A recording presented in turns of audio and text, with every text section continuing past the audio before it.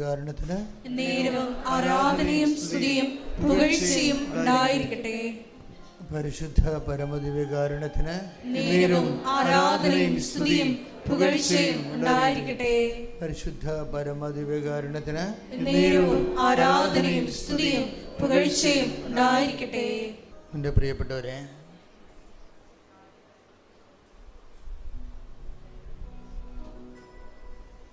ഉടമ്പടിയുടെ ഒരു ഉദ്ദേശം നമ്മുടെ താൽക്കാലികമായ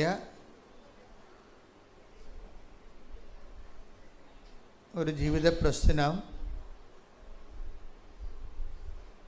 പെട്ടെന്ന് പരിഹരിച്ച് കിട്ടുക മാത്രമാണെങ്കിൽ കുറച്ച് താമസം വരും. അങ്ങനെ ഒരു ടെമ്പററി റിലേഷൻ, അതിൻ്റെ കാരണം എന്താണെന്ന് വെച്ച് കഴിഞ്ഞാൽ, നമ്മുടെ ഉടമ്പടിയുടെ ഉദ്ദേശം നമ്മുടെ ഇപ്പോഴത്തെ ജീവിത പ്രശ്നത്തിന് ഒരു പരിഹാരം പെട്ടെന്ന് കാണുക. അങ്ങനെയല്ല ആൾക്കാർ സാക്ഷ്യം പറയുന്നത്, അതിൽ തെറ്റൊന്നുമില്ല, അത് നടക്കും. പക്ഷെ അതല്ല, അങ്ങനെ ഒരു ജീവിത പ്രശ്നം പെട്ടെന്ന് പരിഹരിക്കുക മാത്രമാണ് ഉടമ്പടി എടുക്കുന്നവരുടെ ഉദ്ദേശമെങ്കിൽ ഉടമ്പടി ശരിക്കും താമസിക്കും, ഒരു സംശയമില്ല. ചില ആൾക്കാരുടെ ഉടമ്പടിയെങ്കിലും വളരെ താമസിക്കുന്നുണ്ട്, ഞങ്ങൾ പ്രതീക്ഷിക്കുന്നതിനേക്കാൾ കൂടുതൽ താമസിക്കുന്നുണ്ട്. ഞാൻ തന്നെ അത്ഭുതപ്പെടും, അത്രയും താമസിക്കേണ്ട കാര്യമില്ലല്ലോ എന്ന് ഓർക്കും. അതിൻ്റെ കാരണം എന്ന് വെച്ച് കഴിഞ്ഞാൽ, അവിടെ കയ്യിൽ നിന്ന് വന്നിരിക്കുന്ന ആദ്യമേ വന്നിരിക്കുന്ന ഒരു ചെറിയ, അവരെ കുറ്റം പറയാൻ നമുക്ക് പറ്റത്തില്ല, അവർക്ക് അറിയത്തില്ല കാര്യം. അതുകൊണ്ടാണ് ആ വിഷയം, ഇപ്പോൾ വസ്തു വിൽക്കുക, അല്ലെങ്കിൽ മകളുടെ കല്യാണം നടക്കുക, അല്ലെങ്കിൽ കുഞ്ഞുങ്ങളില്ലാത്തവർ കുഞ്ഞുങ്ങളുണ്ടാവുക, അല്ലെങ്കിൽ വിസ പുതുക്കുക, ചിലർക്ക് അതുമാത്രമായിരിക്കും ഉടമ്പടിയുടെ ഉദ്ദേശം. അപ്പോൾ ശരിക്കും താമസിക്കും. അത് മാത്രമാണെങ്കിൽ നിങ്ങളെ ഉടമ്പടി എടുക്കേണ്ട കാര്യമില്ല. കാരണം നാട്ടിൽ പ്രാർത്ഥിച്ചാലും മതി. കാര്യം അത് താമസിക്കും. എന്താ വിഷയം എന്ന് പറഞ്ഞത്, ഉടമ്പടിയിൽ നമ്മൾ ആരോടാണ് ഉടമ്പടി ചെയ്യണതെന്ന് ആദ്യമേ നിങ്ങൾ മനസ്സിലാക്കണം. ആരോടാണ് ഉടമ്പടി ചെയ്യണത്? ഈശോയോടല്ല ഉടമ്പടി ചെയ്യണത്.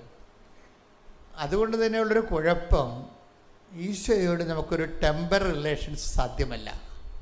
അതാണ് കുഴപ്പം. അത് മനസ്സിലായ? ഒരു താൽക്കാലിക ബന്ധം ഈശോയുമായിട്ട് സാധ്യമല്ല. അതിൻ്റെ കാരണം, എല്ലാ വചനത്തിനും രണ്ട് ബോഡിയുണ്ട്. എല്ലാ വചനങ്ങൾക്കും രണ്ട് ശരീരമുണ്ട്, രണ്ട് ജ്ഞാനമാർഗങ്ങളുണ്ട് എല്ലാ വചനങ്ങൾക്കും. ഒന്ന് അതിൻ്റെ ഇമ്മീഡിയറ്റ്, പിന്നെ അതിൻ്റെ ലാറ്ററൽ പാർട്ടും. എന്നുവെച്ചാൽ പെട്ടെന്ന് നമുക്ക് മനസ്സിലാകുന്നത് ഒരു അറിവിൻ്റെ തലമുണ്ട്, അല്പം കഴിഞ്ഞ് മനസ്സിലാകുന്ന ഒരു ജ്ഞാനത്തിൻ്റെ തലമുണ്ട്. വചനത്തിന് രണ്ട് അറിവിൻ്റെ ആസ്വാദന അനുഭവ തലങ്ങളുണ്ട്. വചനത്തിന് രണ്ട് അനുഭവ തലങ്ങളുണ്ട്. ഒരു തലം നമുക്ക് പെട്ടെന്ന് അറ്റ് എ ഗ്ലാൻസ് മുഖതാവിൽ പെട്ടെന്ന് മനസ്സിലാകുന്നൊരർത്ഥമുണ്ട്. അതാണ് അറിവിൻ്റെ തലം.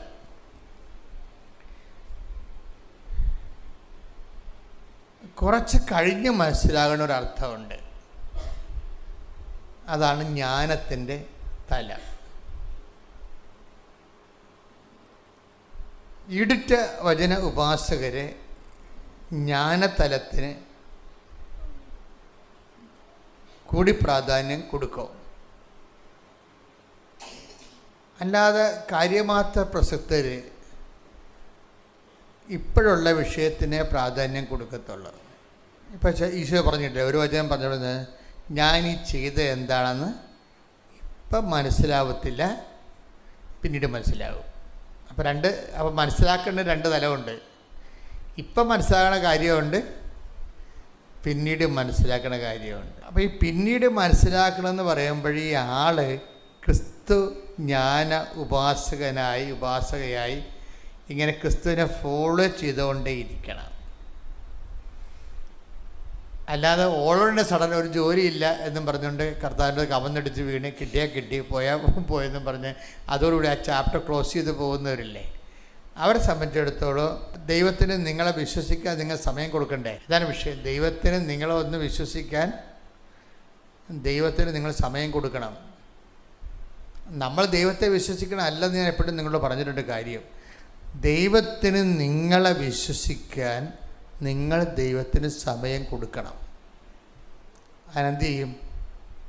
അതിൻ്റെ ലാറ്റർ പാർട്ട് ഇപ്പം നിങ്ങൾക്ക് മനസ്സിലാവത്തില്ല, പിന്നീട് മനസ്സിലാകുന്ന എന്ന് ഈശോ പറയുമ്പോൾ ഒരു കണ്ടിന്യൂ റിലേഷനാണ് ഈശോ ഉദ്ദേശിക്കുന്നത്. അല്ലാതെ ഒരു താൽക്കാലിക വീടില്ല, ജോലിയില്ല, വിവാഹമില്ല എന്നും പറഞ്ഞുള്ള താൽക്കാലിക റിലേഷൻസ് ഈശോയുമായിട്ട് സാധ്യമല്ല. അത് ആണ് എൻ്റെ ഒരു ഗുഡൻസ്. നിങ്ങളൊരു കണ്ടിന്യൂ റിലേഷനെയാണ് ഈശോയുമായിട്ട് മുന്നോട്ട് പോകണമെന്നുണ്ടെങ്കിൽ നിങ്ങൾ ആദ്യമേ ചില നിലപാടുകൾ എടുക്കണം. എന്താണ്? ഞാൻ ഈ പറയുന്ന വിഷയം എനിക്ക് തന്നെ ഗുണമോ എനിക്ക് തന്നെ ദോഷമോ എന്ന് എനിക്കറിയത്തില്ല, പക്ഷേ എനിക്ക് ഒന്നറിയാം, ഞാൻ ഈ വിഷയം കിട്ടിയാലും കിട്ടിയില്ലെങ്കിലും ഞാൻ നിൻ്റെ കൂടെ തന്നെ നിൽക്കും. അതാണ് നമുക്കെടുക്കാവുന്നൊരു നിലപാട്. മനസ്സിലായില്ലേ? അത് ബുദ്ധിപൂർവമായൊരു നിലപാടാണ്. കാര്യം കർത്താവുമായിട്ട് നമുക്കൊരു ടെമ്പററി റിലേഷൻസ് സാധ്യമല്ലാത്തത് കൊണ്ടാണ്. അപ്പോൾ എൻ്റെ വിഷയം കിട്ടിയാലും എൻ്റെ ജപ്തി നടപടി ആണിപ്പോൾ എനിക്കുള്ളത്, അത് മാറിയാലും മാറിയില്ലേലും ഞാൻ നിന്നെ തന്നെ സേവിച്ച് നിൻ്റെ കൂടെ തന്നെ നിൽക്കും എന്ന് ഇപ്പം അച്ഛൻ പറഞ്ഞത് കൊണ്ടല്ല നിങ്ങൾ പറയേണ്ടത്. നിങ്ങളതൊരു തീരുമാനമായിട്ട് എടുക്കണം മനസ്സിൽ. അതിന് എന്താണ് അടിസ്ഥാനമെന്ന് നിങ്ങൾ എന്നോട് ചോദിച്ചാൽ ജനകോടികളുടെ യേശു അനുഭവം തന്നെയാണ്. ഈശോനെ അനുഭവിച്ചിട്ടുള്ളവർ അങ്ങോട്ടങ്ങോട്ട് ചെല്ലുന്തോറും കുറച്ചുകൂടി റിലേഷൻസ് മധുരതരമാകാൻ സാധ്യതയുണ്ട്. നിങ്ങളെ പെട്ടെന്ന് കിട്ടുന്ന വിഷയത്തിൽ ആസ്പദമാക്കിയിട്ട് ഇനി വേറെ ഒരു ജ്ഞാനം പറഞ്ഞു തരാനുള്ളത്, ഇപ്പം നിങ്ങൾ എടിപിടി എന്നും പറഞ്ഞൊരു വിഷയത്തിന് കർത്താവിൻ്റെ അടുത്ത് തിരുസന്നിധി വന്നു, ചിലപ്പോൾ അപ്പം തന്നെ അതിന് മറുപടി ഉണ്ടാവും. അത് അത്ര നല്ല കാര്യമല്ല ശരിക്കും പറഞ്ഞാൽ അപ്പം തന്നെ മറുപടി ഉണ്ടാകണത്. അതിൻ്റെ അപ്പം തന്നെ മറുപടി ഉണ്ടാകുന്ന ഒരു കാര്യം, ദൈവം നിന്നെ വിശ്വസിക്കണില്ല എന്ന് കൂടി അതിന് അർത്ഥമുണ്ട്. കാര്യം എന്താണ്? നിനക്ക് നിൻ്റെ ഈ വിഷയത്തിന് ഇപ്പം സമാധാനം തന്നില്ലെങ്കിൽ നീ 4 കാലം വീണ് ഓടുവെന്നും അടുത്ത ആഴ്ച നീ കർത്താവിൻ്റെ തിരുസന്നിധിയിൽ മാഞ്ഞു പോകുമെന്ന് ദൈവത്തിന് അറിയാം. അപ്പം അങ്ങനെ പോകാതിരിക്കാൻ വേണ്ടി ചില സമയത്ത് ഒറ്റയടിക്ക് കർത്താവ് പടപടാന്ന് 1-2 അനുഗ്രഹങ്ങൾ അങ്ങനെ തരും. പിന്നെ ഒരു ഗ്യാപ്പ് ഉണ്ടാകും ചിലപ്പോൾ. ചിലർക്ക് ദൈവം നേരത്തെ ഇപ്പോൾ ഓളോടെ ഇവിടെ വരുന്നവരെല്ലാം ഫ്രഷ് ഹാൻഡ്സ് അല്ലല്ലോ. നേരത്തെ ദൈവമായിട്ട് കുറച്ച് അനുഭവ സമ്പത്തുള്ള ആൾക്കാരാണെങ്കിൽ, നേരത്തെ കർത്താവുമായിട്ട് കുറച്ച് അനുഭവ സമ്പത്തുള്ളവരാണെങ്കിൽ ചിലപ്പോൾ ലാഗ് ചെയ്യാൻ സാധ്യതയുണ്ട്. ഉടമ്പടി ഉടനടി പരിഹാരമാണ്, അതിന് മാറ്റമൊന്നുമില്ല. അത് നമ്മളെല്ലാ ദിവസവും സാക്ഷ്യം കേട്ടുകൊണ്ടിരിക്കുന്നതാണ്. എങ്കിലും എല്ലാവർക്കും ആ തൊപ്പി ചേരത്തില്ല. നേരത്തെ കർത്താവുമായിട്ടൊക്കെ കുറച്ച് ബന്ധവും അടുപ്പവും ഒക്കെ ഉള്ള ആൾക്കാരാണെങ്കിൽ നിങ്ങൾ പെട്ടെന്നൊരു അനുഭവം നോക്കേണ്ട കാര്യമില്ല. എന്താ വെച്ചാൽ കർത്താവ് നീ നിൽക്ക്, നിന്നെ എനിക്കറിയാം, എനിക്ക് നിന്നെ അറിയാം, നിനക്ക് എന്നെ അറിയാം, നീ നിൽക്കെന്ന് പറയും. അപ്പോൾ ഒരു അനുഗ്രഹം ബ്ലോക്ക് ചെയ്യുകയോ താമസിച്ച് ചെയ്ത് കഴിഞ്ഞാൽ അതിൻ്റെ അർത്ഥം നീ നിൽക്ക് എന്നതിൻ്റെ അർത്ഥം. എനിക്ക് നിന്നോട് കൂടുതൽ സംസാരിക്കാനും ഇൻട്രാക്ട് ചെയ്യാനും ഈ ക്യാഷ് ആൻഡ് കൈൻഡിൻ്റെ മെറ്റീരിയൽ ബെനിഫിറ്റ്സിൻ്റെ അപ്പുറത്ത് നമ്മൾ തമ്മിലൊരു മെറ്റഫോറിക്കൽ ആയിട്ടുള്ള റിലേഷൻസ് ഉണ്ട്. ഒരു വസ്തു വിഷയാതീതമായ ഒരു ആധ്യാത്മികതയുണ്ട്. വിഷയം താമസിക്കുമ്പോൾ ശ്രദ്ധിക്കണം, അത് വിഷയാതീതമായ ഒരു ആധ്യാത്മികതയിലേക്ക് കർത്താവ് അത് അംഗീകരിച്ചിട്ടുണ്ടെന്നാണ് എൻ്റെ അർത്ഥം. അത് വളരെ നിസ്സാര കാര്യമല്ല. കഴിഞ്ഞ ദിവസം ഞാൻ നമ്മുടെ അലക്സച്ചനില്ലേ, അലക്സച്ചൻ്റെ പള്ളിയിലെ ഒരു പോപ്പുലർ മിഷൻ ധ്യാനം നടന്ന്. അപ്പം അച്ഛൻ എന്നോട് പറഞ്ഞ് ധ്യാനം കഴിയുമ്പോൾ ഒരു സമാപന സന്ദേശം കൊടുക്കണമെന്ന് പറഞ്ഞു. അപ്പം ഞാൻ അച്ഛൻ്റെ പള്ളിയിൽ സന്ധ്യയ്ക്ക് 7 മണിക്ക് പോയി. അപ്പം സമാപന സന്ദേശം വേണമെങ്കിൽ എനിക്കൊരു 1000 സമാപന സന്ദേശം കൊടുക്കാൻ പറ്റും. എൻ്റെ ജോലി തന്നെ ഇതാണല്ല, എത്രയോ വർഷമായി. പക്ഷെ ഞാനത് അതിൻ്റെ അകത്തൊരു സത്യസന്ധത ഇല്ലായ്മ കാരണം സമാപന സന്ദേശം ആരാ കൊടുക്കേണ്ടത്? ഒരു ധ്യാനം പൂർണ്ണമായിട്ട് തീരുകയാണ്. അപ്പം എൻ്റെ സമാപന സന്ദേശം കൊടുക്കാൻ എന്നോട് പറഞ്ഞതാണ്. അപ്പം ഞാൻ അവിടെ പോയി ഒരു 3/4 മണിക്കൂറോളം ഇരുന്ന് പ്രാർത്ഥിച്ചു. അച്ഛൻ്റെ പള്ളിയിൽ പോയി ആ ധ്യാനത്തിൻ്റെ പുറകെ സങ്കീർത്തി പോയിരുന്നുണ്ട്. 3/4 മണിക്കൂർ പ്രാർത്ഥിച്ച്. സമാപന സന്ദേശം ആരാ കൊടുക്കേണ്ടത്? അത് കർത്താവല്ലേ കൊടുക്കേണ്ടത്? അതാണ് വിഷയം. സമാപന സന്ദേശം ആരാ കൊടുക്കേണ്ടത്? കർത്താവ് കൊടുക്കേണ്ടത്. അപ്പം അതെനിക്കറിയാം. എനിക്ക് വേണമെങ്കിൽ ഒരു 1000 സന്ദേശം എൻ്റെ കയ്യിലോട്ട് കൊടുക്കാൻ. അപ്പം അത് ഞാനായിരിക്കും കൊടുക്കുന്നത്. അവിടെ കർത്താവിന് ചെയറില്ല. അതാണ് ഈ ഞായറാഴ്ച പള്ളിപ്രസംഗങ്ങൾക്കുണ്ടാകുന്ന ഒരു അപായം. അതാണ് അവർ എന്തെങ്കിലും പുസ്തകങ്ങൾ നോക്കിയിട്ട് ഒരു പോയിൻറ്റ്സ് കണ്ടുപിടിച്ചിട്ട് 2 പോയിൻറ്റ്സ്. യൂറോപ്യൻ സഭ ഇരുന്ന് പോയതിൻ്റെ കാരണം സായിപ്പിൻ്റെ പോയിൻറ്റ്സാണ്. സായിപ്പ് എല്ലാം പോയിൻറ്റ്സ് ആയിട്ടല്ലേ പറയത്തുള്ളൂ. 1 2 3 4 എന്നൊക്കെ പറയും. അത് എന്തെങ്കിലും പുസ്തകമോ കമൻട്രി നോക്കിയിട്ട് പുള്ളിക്കാരൻ പറയണതാണ്. പക്ഷെ കുറച്ച് കഴിയുമ്പോൾ അതിൻ്റെ അകത്ത് രക്തവും മാംസവും ഇല്ലല്ല. അത് ഉണങ്ങിയ ഈ ഇപ്പം നമ്മൾ യൂറോപ്പിലൊക്കെ ധ്യാനത്തിന് പോകുമ്പോൾ ഞാൻ കഴിക്കത്തില്ല, എനിക്ക് കഴിക്കാൻ പാടില്ലാത്തത് കൊണ്ടാണ്. പക്ഷെ അവർ തരുന്നത് എന്താണ്? ഉണങ്ങിയ ഇറച്ചി തരും അവർ. അത് ഇഷ്ടപ്പെട്ട് കഴിക്കുന്നവരുണ്ട്. ഇതുപോലെ വചനത്തിലും ഉണങ്ങിയ നമ്മൾ ഡ്രൈ ഫ്രൂട്ട്സ് എന്ന് പറയുന്നതല്ലേ, ഡ്രൈ ഫ്രൂട്ട്സ്, അതുപോലെ ഡ്രൈ ആയിട്ടുള്ള മീറ്റുണ്ട്. ഇതുപോലെ തന്നെയുണ്ട് പച്ച മാംസമുണ്ട്, ഫ്രഷ് ആയിട്ടുള്ള ഫ്രൂട്ട്സ് ഉണ്ട്. അപ്പോൾ സമാപന സന്ദേശത്തിൽ നമുക്ക് വേണ്ട ഒരു ഡ്രൈ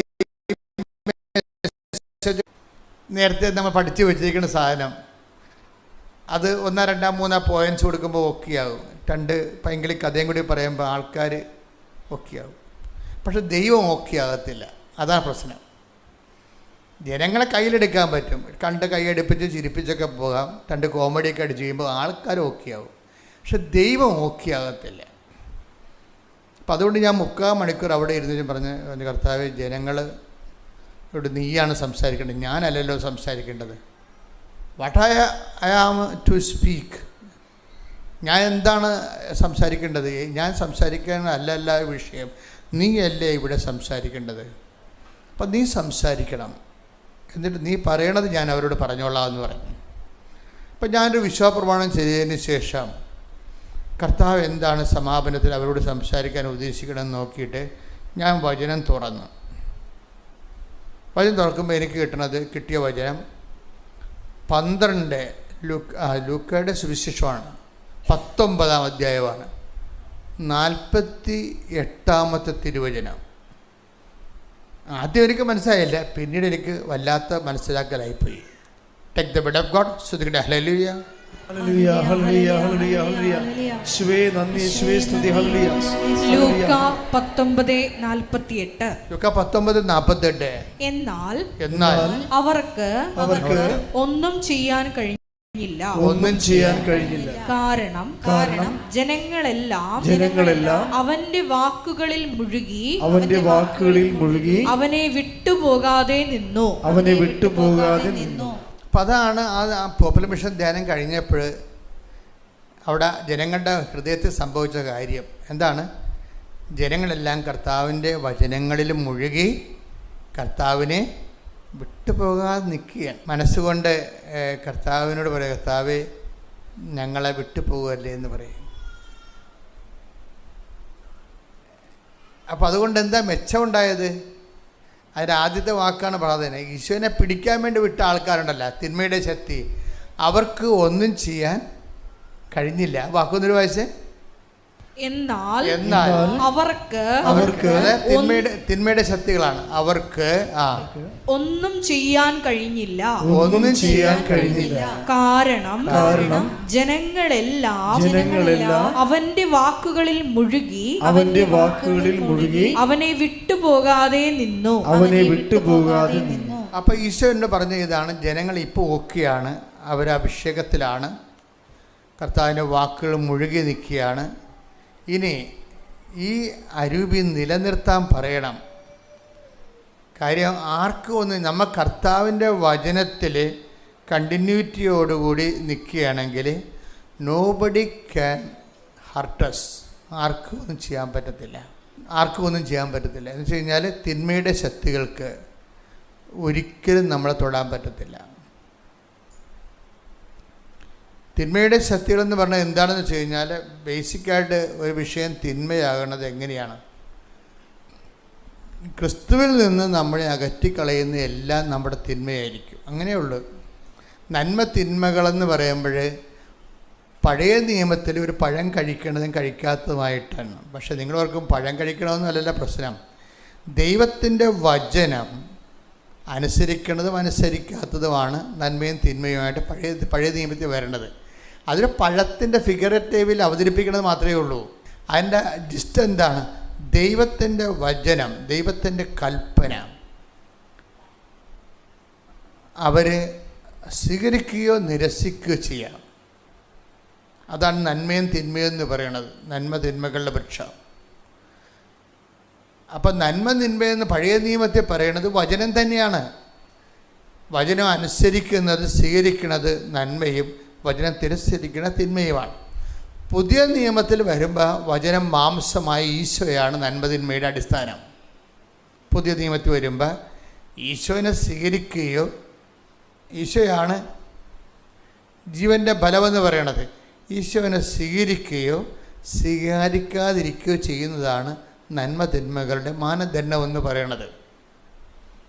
അപ്പം തിന്മകൾ നമ്മുടെ ഉള്ളിലേക്ക് വരണ ഒരു സമയമെന്ന് പറയുമ്പോൾ അതിനെ ഇൻടൈറ്റ് ചെയ്ത് കളയണം. അപ്പോൾ എങ്ങനെയാണ് ചെയ്യണത്? ജനങ്ങളെല്ലാം ഒന്നിനു വായിച്ച വചനം, എന്നാൽ അവർക്ക് ഒന്നും ചെയ്യാൻ കഴിഞ്ഞില്ല. കാരണം ജനങ്ങളെല്ലാം അവന്റെ വാക്കുകളിൽ മുഴുകി അവനെ വിട്ടുപോകാതെ നിന്നു. അപ്പം അതാണ് വിഷയം. അവനെ വിട്ടുപോകാതെ നിന്നു, അതാണ് വിഷയം. നമ്മുടെ വിഷയം നമ്മൾക്ക് ഏതെങ്കിലും ഒരു പ്രാർത്ഥനയുടെ കാര്യം നടന്നില്ലേ എന്ന് വിചാരിച്ചുകൊണ്ടാണ് ആൾക്കാർ ദൈവത്തിൽ നിന്ന് കൂടെ നിൽക്കണതും വിട്ടുപോണതും. വിഷയാധിഷ്ഠിതമാണ് റിലേഷൻസ്. ഇവിടെ ഇപ്പോൾ ഇതിൻ്റെ അകത്ത് വന്നിരിക്കുന്നത്, ഇപ്പോൾ ഈ കൂട്ടായ്മ തന്നെ നോക്കിയോ, ഇതിൻ്റെ അകത്ത് ഒരു 40% ഉള്ള നോൺ കാത്തലിക്സാണ്, നോൺ ക്രിസ്ത്യൻസും ഉണ്ട്. എനിക്ക് നോൺ ക്രിസ്ത്യൻസിനോട് യാതൊരു വിശ്വാസവും ഇല്ല. എന്താ കാര്യം? നിങ്ങൾക്ക് ക്രിസ്തുവിനെ അറിയത്തില്ല. ആ അനുഗ്രഹം, നിങ്ങൾ പറയുന്ന അനുഗ്രഹം നിങ്ങൾ പറയുന്ന സമയത്തുള്ളിൽ കിട്ടിയില്ലെങ്കിൽ നിങ്ങൾ വിട്ടുപോകും.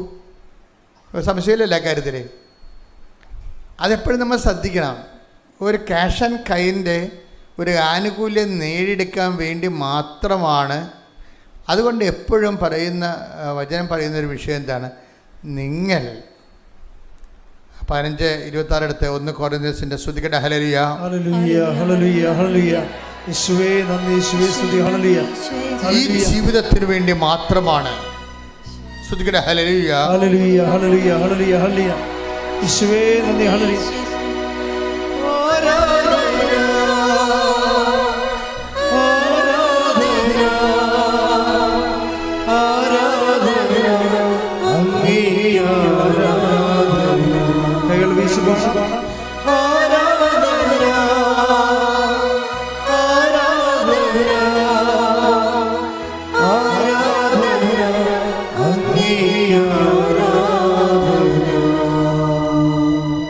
കൊരിന്തോസ്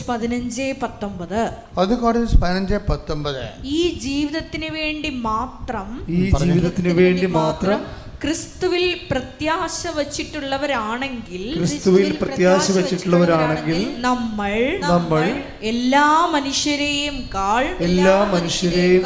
നിർഭാഗ്യരാണ്. അപ്പം ഈ ജീവിതത്തിന് വേണ്ടിയുള്ള വീട്, ജോലി, വിവാഹം, ജപ്തി നടപടി മാറുക, പിന്നെ അങ്ങനെയുള്ള ഈ ജീവിതത്തിന് വേണ്ടി മാത്രമാണ് നിങ്ങളെ ഉടമ്പടി വെച്ചിട്ടുണ്ടെങ്കിൽ മറ്റു മനുഷ്യരെക്കാളും, അത് ഉടമ്പടി എടുക്കാത്ത ആൾക്കാരെക്കാളും ക്രിസ്തുവിനെ അറിയാത്ത ആൾക്കാരെക്കാളും നിങ്ങൾ ഹതഭാഗ്യരാണെന്നാണ്. അപ്പോഴെന്താ പ്രശ്നം എന്ന് വെച്ച് കഴിഞ്ഞാൽ, ക്രിസ്തുവുമായിട്ടുള്ള വഴിയാത്രയിൽ ഇപ്പോഴ് അനുഭവിക്കുന്നൊരു അനുഭവമുണ്ട്, പിന്നീട് വരുന്നൊരനുഭവമുണ്ട്.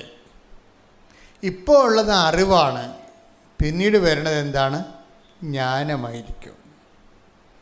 ഈ ജ്ഞാനം വരുന്ന അത്രയും കാലം നമ്മളെ തീഷ്ണതയിൽ പുരോഗമിക്കേണ്ടി വരും. നമുക്ക് ആദ്യം കിട്ടുന്ന അറിവാണ്. ഇപ്പം ഞാൻ നിങ്ങളെ അനാഥരായി വിടുകയില്ല, അല്ലേ? അപ്പം അതിൻ്റെ അകത്തൊരു അറിവുണ്ട്, ഞാൻ നിങ്ങളെ അനാഥരായി വിടുകയില്ല. അതിൻ്റെ അകത്തൊരു ജ്ഞാനമുണ്ട്. എന്താ കാര്യം?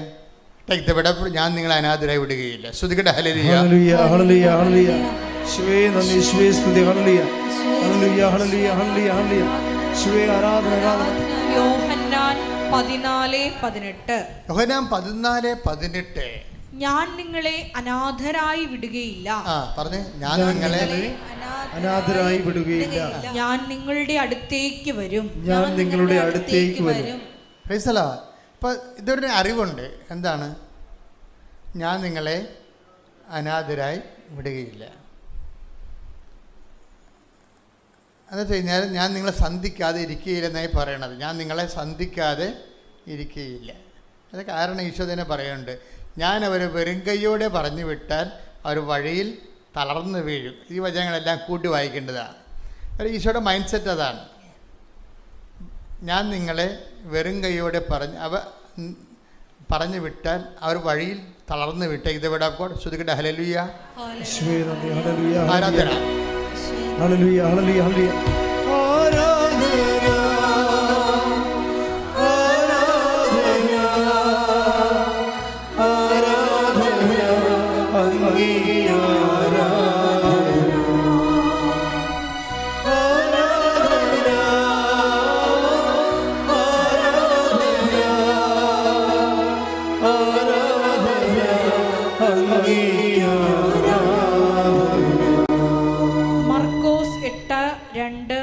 തിരുവചനങ്ങൾ. മർക്കോസ് 8:2.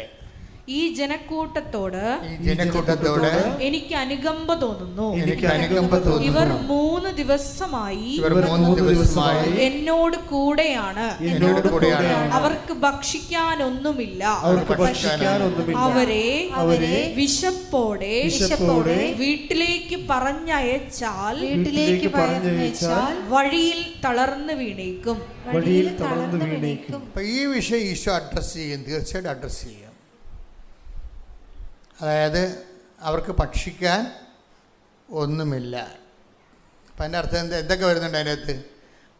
അവരെ ജോലി വരുന്നുണ്ടായിരുന്നു ഇല്ലേ? ജോലി വരുന്നില്ലേ? നിങ്ങളുടെ IELTSഉം നിങ്ങളുടെ OET എല്ലാം അതിൻ്റെ വരുന്നുണ്ട്. എന്താ കാര്യം? ജോലി ഇല്ലെങ്കിൽ നമുക്ക് പൈസ ഇല്ല. പൈസ ഇല്ലെങ്കിൽ ഭക്ഷണം മാത്രമല്ല പല കാര്യങ്ങളും ഉണ്ടാകാതിരിക്കും. അതാണ് വെറും കൈയോടെ. അതാണ് ഞാൻ വെറും കൈ. ആ വചനം ഒന്നിട്ട് വായിച്ച്. അവരെ വിശപ്പോടെ വീട്ടിലേക്ക് പറഞ്ഞയച്ചാൽ വഴിയിൽ തളർന്നു വീണേക്കും. വഴിയിൽ തളർന്നു വീഴും. ഇപ്പം ഒരു കാര്യം സത്യമാണ്, വഴിയിൽ തളർന്നു വീഴാത്ത നടപടിക്രമങ്ങൾ അത് എമർജൻസി നമ്മുടെ ഫസ്റ്റ് എയ്ഡ് പോലെ നമുക്ക് കിട്ടും. ഉടമ്പടിയിൽ അത് നടന്നു, ഫസ്റ്റ് എയ്ഡ് കിട്ടിയിരിക്കും. പക്ഷെ നിങ്ങൾ പല ആൾക്കാരും ഫസ്റ്റ് എയ്ഡിന് വേണ്ടി മാത്രമാണ് നിങ്ങളെ ക്രിസ്തുവിലെ നങ്കൂരം ഉറപ്പിക്കുന്നത്. അതാണ് പ്രശ്നം. അതുകൊണ്ടാണ് നമ്മൾ നേരത്തെ വായിച്ചത്, നിങ്ങൾ ഈ ജീവിതത്തിന് വേണ്ടി മാത്രമാണ്, ജോലിക്ക് വേണ്ടി മാത്രമാണ്, വിവാഹം ഒക്കാൻ വേണ്ടി മാത്രമാണ്, വീടിന് ലോൺ പാസ്സാകാൻ വേണ്ടി മാത്രമാണ്, രോഗം സുഖപ്പെടാൻ വേണ്ടി മാത്രമാണ് നിങ്ങൾ യേശുക്രിസ്തുവിൽ. അതാണ് യേശുക്രിസ്തു എന്ന് പറയുമ്പോൾ വിഷയം മാറും. വേറെ ആരിലും പ്രത്യാശ വെക്കണമല്ല, യേശുക്രിസ്തു പ്രത്യാശ വയ്ക്കുന്നവർ. അത് ഈ ജീവിതത്തിന് വേണ്ടി മാത്രമാണ് നിങ്ങൾ യേശുക്രിസ്തു പ്രത്യാശ അർപ്പിച്ചെങ്കിൽ, ഈ ജീവിതത്തിന് വേണ്ടി ഓരോരോ ദൈവസങ്കല്പങ്ങളിൽ പ്രത്യാശ അർപ്പിച്ച മനുഷ്യരെക്കാളും നിങ്ങൾ ഹതഭാഗ്യവാന്മാരാണ്. അപ്പോൾ പിന്നെ നിങ്ങൾ എന്ത് ചെയ്യണം? യേശുക്രിസ്തു പ്രത്യാശ അർപ്പിക്കുന്നവരെ എന്ത് ചെയ്യണം? അതിൻ്റെ സെക്കൻഡ് ഓപ്ഷനിൽ എന്ത് ചെയ്യണം? നിത്യതയ്ക്ക് വേണ്ടി യേശുവിൽ പ്രത്യാശ അർപ്പിക്കണം. ശരിയല്ലേ? മനസ്സിലായില്ലേ? അപ്പോൾ എപ്പോഴും ക്രിസ്തുവിലേക്ക് വരുമ്പോൾ നമുക്കറിയാം ക്രിസ്തുവിന് എപ്പോഴും വിഷയമെന്ന് പറയണത് രണ്ട് കാര്യങ്ങൾ. ഈശോ ലോകത്തിലെ കാര്യങ്ങൾ രണ്ടായിട്ട് ഈശോ തിരിക്കും. ഈ ജീവിതത്തിന് വേണ്ടിയുള്ളതും നിത്യജീവിതത്തിന് വേണ്ടിയുള്ളതും. അതിന് ഈശോ പറഞ്ഞത് എന്താണ്? പിതാവിൻ്റെ കാര്യമെന്ന് പറയും, പിന്നെന്ത് പറയും? മാനുഷിക കാര്യങ്ങളെന്ന് പറയും. കാര്യങ്ങൾ ഉണ്ട് ഈശോയ്ക്ക്, പക്ഷെ രണ്ടായിട്ട് തിരിക്കും. അമ്മയോട് ഈശോ എന്താ പറയണത്?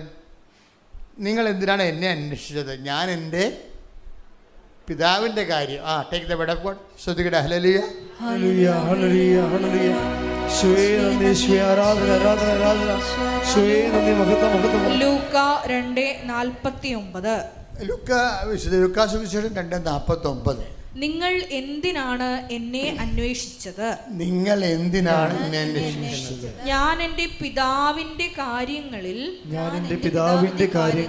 വ്യാപൃതനായിരിക്കേണ്ടതാണെന്ന് നിങ്ങൾ അറിയുന്നില്ലേ?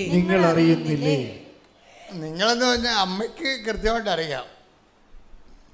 അവസാന പിതാവിനും ഒരു സെക്കൻഡ് നോളജ് ഉണ്ട് ഈ വിഷയത്തെക്കുറിച്ച്. ഫസ്റ്റ് നോളജ് അമ്മയ്ക്കാണ്. കാര്യം മംഗളവാർത്ത കിട്ടിയ അമ്മയ്ക്കാണല്ലോ. മംഗളവാർത്ത കിട്ടിയത് പിതാവിൻ്റെ കാര്യം ആരാണ് പറഞ്ഞത്? ആദ്യം അമ്മയോടല്ലേ പറഞ്ഞത്. അതുകൊണ്ടാണ് നിങ്ങൾക്ക് അറിവില്ലേ എന്ന് ചോദിക്കണത്. ഞാൻ എൻ്റെ പിതാവിൻ്റെ കാര്യത്തിൽ വ്യാപൃതനായിരിക്കേണ്ടവരാണ്, നിങ്ങൾക്ക് അറിവില്ലേ?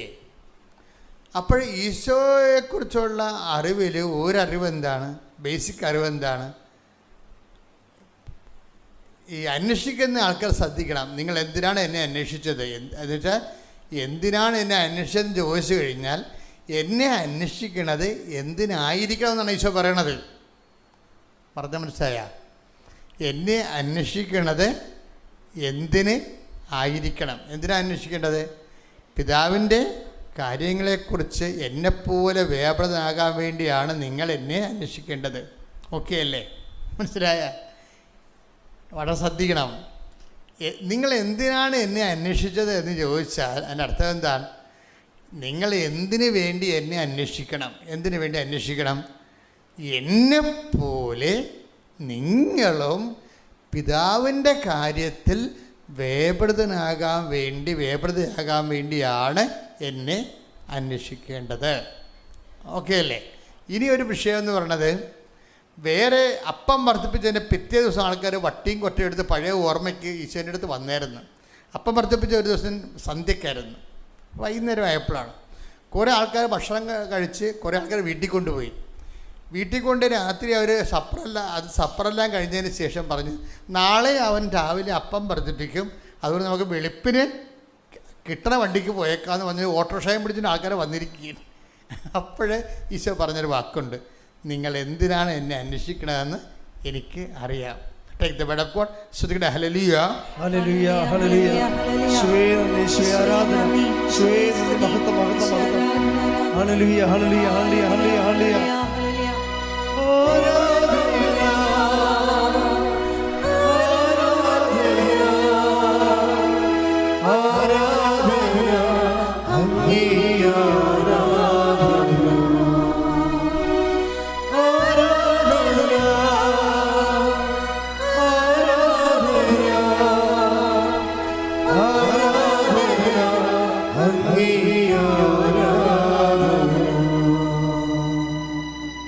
നിങ്ങൾ എന്തിനാണ് എന്നെ അന്വേഷിക്കുന്നത് എനിക്കറിയാം. അപ്പം തിന്ന് സംതൃപ്തരായത് കൊണ്ടാണ് നിങ്ങൾ എന്നെ അന്വേഷിക്കുന്നത്. ഇവിടെ കൂടെ ശ്രദ്ധിക്കട്ടെ. ഹല്ലേലൂയ ഹല്ലേലൂയ ഹല്ലേലൂയ ഹല്ലേലൂയ. യേശുവേ നന്ദി, യേശുവേ സ്തുതി. ഹല്ലേലൂയ. യേശുവേ മഹത്വം മഹത്വം മഹത്വം മഹത്വം മഹത്വം. ഹല്ലേലൂയ ഹല്ലേലൂയ ഹല്ലേലൂയ ഹല്ലേലൂയ. യേശുവേ നന്ദി. ഹല്ലേലൂയ ഹല്ലേലൂയ. ആരാധന ആരാധന യേശുവേ ആരാധന. കരങ്ങൾ വീശി ആരാധന ആരാധന യേശുവേ ആരാധന. സ്നേഹമേ ആരാധന ആരാധന ആരാധന സ്നേഹമേ ആരാധന ആരാധന. യോഹന്നാന്റെ യോഹന്നാന്റെ സുവിശേഷം 6:26. യോഹന്നാൻ 6:26. യേശു പ്രതിവചിച്ചു, സത്യം സത്യമായി ഞാൻ നിങ്ങളോട് പറയുന്നു, സത്യം സത്യമായി ഞാൻ നിങ്ങളോട് പറയുന്നു, അടയാളങ്ങൾ കണ്ടതുകൊണ്ടല്ല അപ്പം ഭക്ഷിച്ച് തൃപ്തരായതുകൊണ്ടാണ് നിങ്ങൾ എന്നെ അന്വേഷിക്കുന്നത്. അപ്പൊ ഈശ്വരനെ അന്വേഷിക്കുന്ന ആൾക്കാരെ രണ്ട് തരത്തിൽ തിരിക്കാൻ പറ്റും.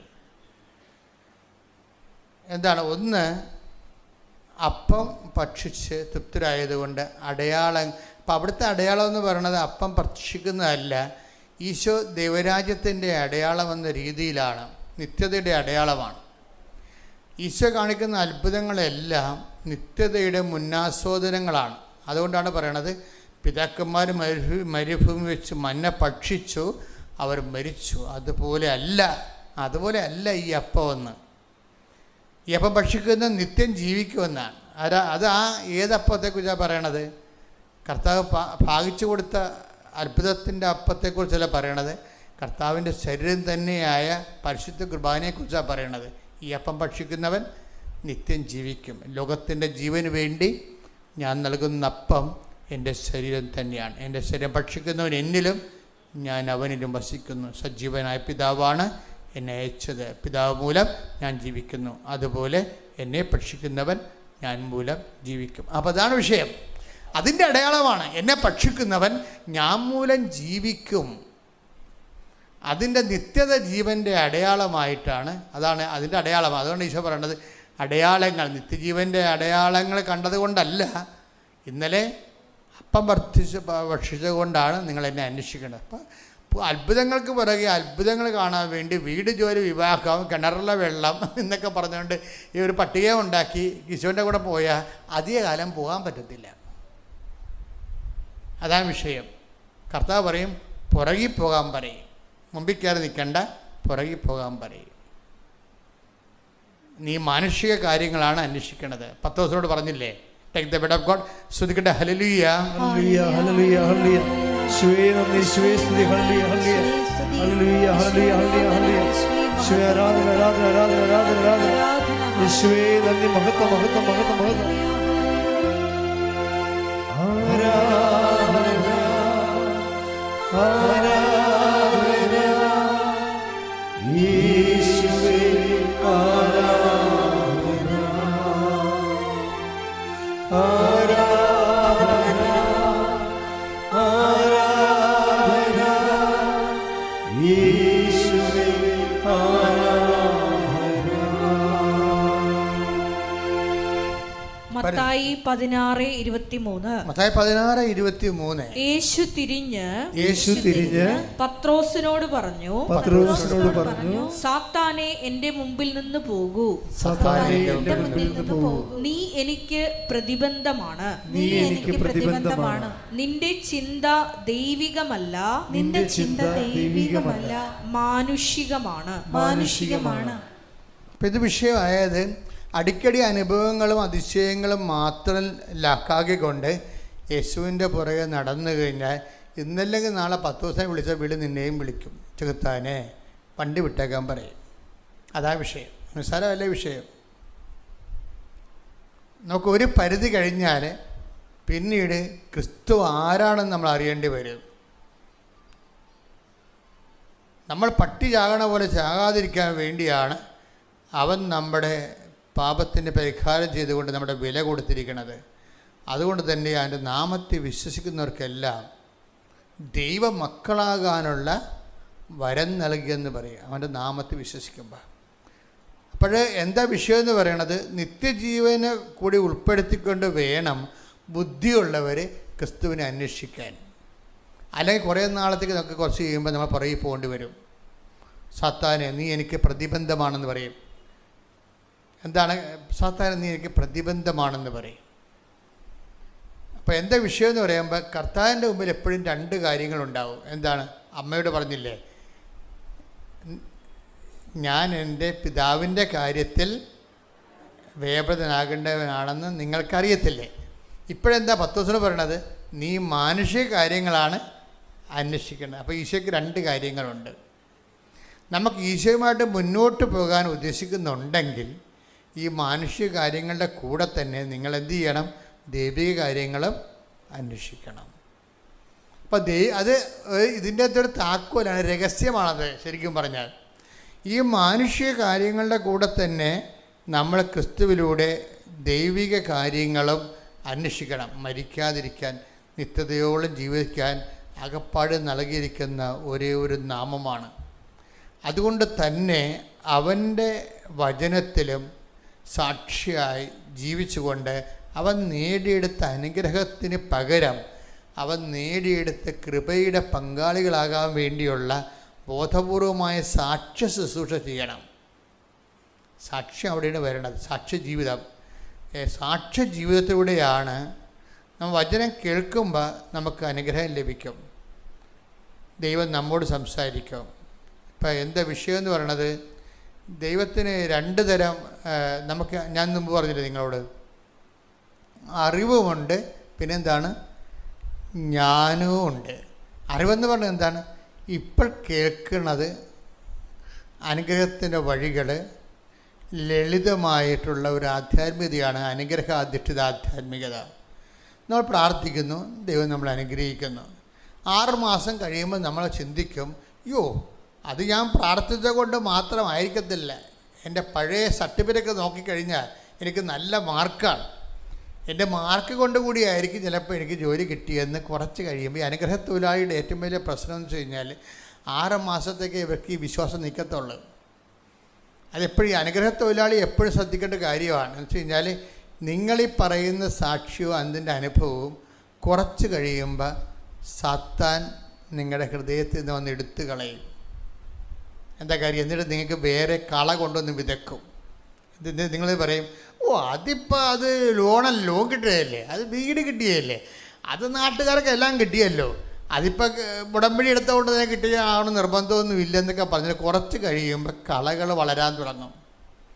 തെറ്റായ ബോധ്യങ്ങൾ. ഇപ്പം നീ കാലെ പിടിച്ച് കരഞ്ഞ് കർത്താവെ നീ എന്നെ സഹായിച്ചാൽ ഞാൻ ചത്ത് കളയും കെട്ടി ദുഃഖമൊക്കെ പറഞ്ഞുകൊണ്ട് കന്നേ കാളെ നിലവിളിച്ചാണ് ഈ അനുഗ്രഹം ഒപ്പിച്ചെടുത്തതെങ്കിലും 6 മാസം കഴിയുമ്പോൾ നീ നിൻ്റെ തനി നിറം കാണിക്കും. എന്താ കാര്യം? 6 മാസം കഴിയുമ്പോൾ നിൻ്റെ വിശ്വാസം വിട്ടുപോകില്ല. ജനങ്ങളെ മറ്റുള്ളവർ ഉപദ്രവിക്കാതിരുന്നതിൻ്റെ കാരണം എന്താ? 12:48 എന്താ പറയണത്? കളകൾ വിതക്കപ്പെടാൻ വേണ്ടി ശത്രു കയറാതിരുന്നതിൻ്റെ കാര്യം എന്താണ്? കർത്താവിനെ വിട്ടുപിരിയാതെ നിന്നുകൊണ്ടാണ്. എപ്പോഴെങ്കിലും നിങ്ങൾ കർത്താവിനെ വിട്ടുപിരിയുമല്ലോ. കർത്താവിനെ വിട്ടുപിരിയാനുള്ള കുഴപ്പമെന്നറിയാമോ? നിസ്സാര കാര്യം. കർത്താവിനെ കൂടെ നിർത്തണമെങ്കിൽ ഒരു 9 കാര്യം വേണം. കർത്താവിനെ വിട്ടുപിരിയണമെങ്കിൽ ഒരു കാര്യം മതി. ഇപ്പം നിങ്ങളൊരുത്തനോട് 2-3 ലക്ഷം രൂപ വസ്തു വിൽക്കുമ്പോൾ തരാം എന്നും പറഞ്ഞുകൊണ്ട് മകളെ കെട്ടിക്കാൻ വേണ്ടി മേടിച്ചു.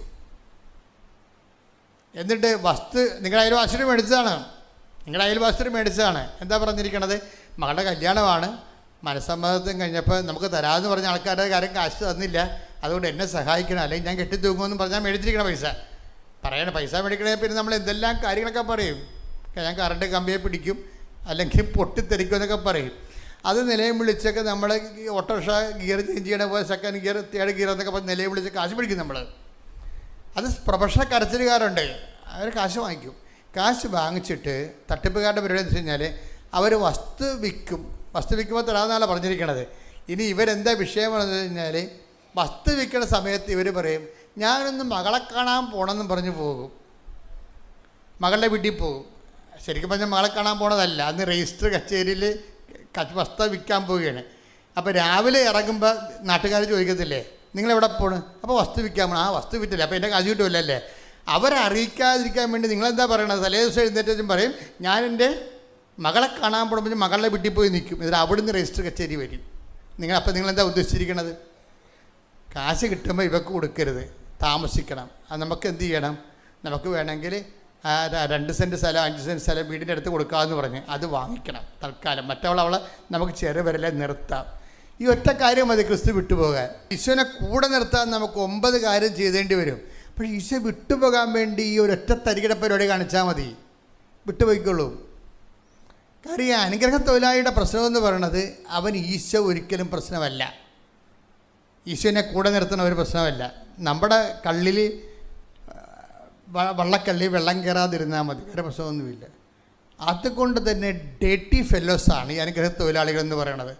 അവനൊരു വിഷയം വന്നാൽ സുവിശേഷത്തെ നിരക്കാത്തൊരു തീരുമാനം എടുക്കും.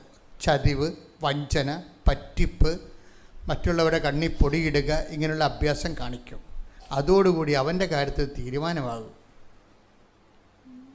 കാര്യം എന്താ വെച്ചാൽ ഈശോ ചോദിച്ചൊരു ചോദ്യമുണ്ട്. നിങ്ങൾക്ക് ഈ ലോകത്തിലുള്ള ദൈവസങ്കല്പങ്ങളും ഈശോയും തമ്മിൽ വ്യത്യാസം അതാണ്. എന്താ? നിങ്ങൾക്ക് ആരിൽ എന്നിൽ പാപം ആരോപിക്കാൻ കഴിയും? അതാണ് വിഷയം. അപ്പം ആ ഒരു ഒറ്റ ചോദ്യം കൊണ്ട് മനുഷ്യരാശി ഒതുങ്ങിപ്പോയതാണ്. കൈ ചൂണ്ടാൻ പറ്റത്തില്ല കർത്താവിൻ്റെ നേരെ. അപ്പം അതുകൊണ്ട് തന്നെ നമ്മൾ ദൈവത്തിൽ നിരക്കാത്തൊരു തീരുമാനം വെച്ചുകൊണ്ടാണ് ഇരിക്കണമെന്നുണ്ടെങ്കിൽ ഇന്നല്ലെങ്കിൽ നാളെ കർത്താവിന് നിക്കക്കളി ഉണ്ടാകാതിരിക്കും, വിട്ടുപോകും. അപ്പം നമ്മുടെ മുമ്പിലുള്ള റിസ്ക് എന്താ? എന്ത് വില കൊടുത്തും കർത്താവിനെ കൂടെ നിർത്തുകയാണ്. അതെങ്ങനെ കൂടെ നിർത്തണമെങ്കിൽ എന്ത് ചെയ്യണം? ആ റിലേഷൻ അനുഗ്രഹം ബേസ്ഡ് ആകാതെ റിലേഷൻ കണ്ടിന്യൂ ചെയ്യണം. റിലേഷൻ കണ്ടിന്യൂ ചെയ്തിട്ടാണ് അത്. അങ്ങനെ വരുമ്പോൾ നഷ്ടങ്ങളെല്ലാം നിത്യതയ്ക്കുള്ള മുതലോഹരി വരുമാനം തിരിച്ചടച്ചുകൊണ്ടിരിക്കും നമ്മൾ. നിത്യത ഒരിക്കലും നിങ്ങൾക്കത് സൗജന്യ ദാനമാണെന്ന് ഞാൻ പറയത്തില്ല. സൗജന്യ ദാനമാണെന്ന് ഞാൻ എന്താ കാര്യം വെച്ച് കഴിഞ്ഞാൽ രക്ഷാ നടപടി സൗജന്യമാണ്, കർത്താവ് ഏകപക്ഷീയമായി ചെയ്ത കാര്യമാണ്. പക്ഷെ അത് നമ്മുടെ അക്കൗണ്ടിലേക്ക് വരുന്നത് യേശുക്രിസ്തു ക്രൂശിക്കപ്പെട്ടു പാപത്തിൻ്റെ പരിഹാരം ചെയ്തു. ഇപ്പം ഗവൺമെൻറ് അവർ എടുത്ത ലോണുകളെല്ലാം ഗവൺമെൻറ് നിങ്ങൾ വസ്തുവിനും വിദ്യാഭ്യാസത്തിനും എടുത്ത ലോണെല്ലാം ഗവൺമെൻറ് എഴുതി തള്ളിയെന്ന് പറഞ്ഞ് ക്യാബിനറ്റ് തീരുമാനം ഉണ്ടാകും. ക്യാബിനറ്റ് തീരുമാനമുണ്ട്. എന്താണ്? ഗവൺമെൻറ് തിരിച്ചടച്ചോളാം, ബാങ്കിൽ നിങ്ങളെടുത്ത കാശ് ഗവൺമെൻറ് അടച്ചോളാം എന്നും പറഞ്ഞ് ക്യാബിനറ്റ് തീരുമാനം ഉണ്ടാകും.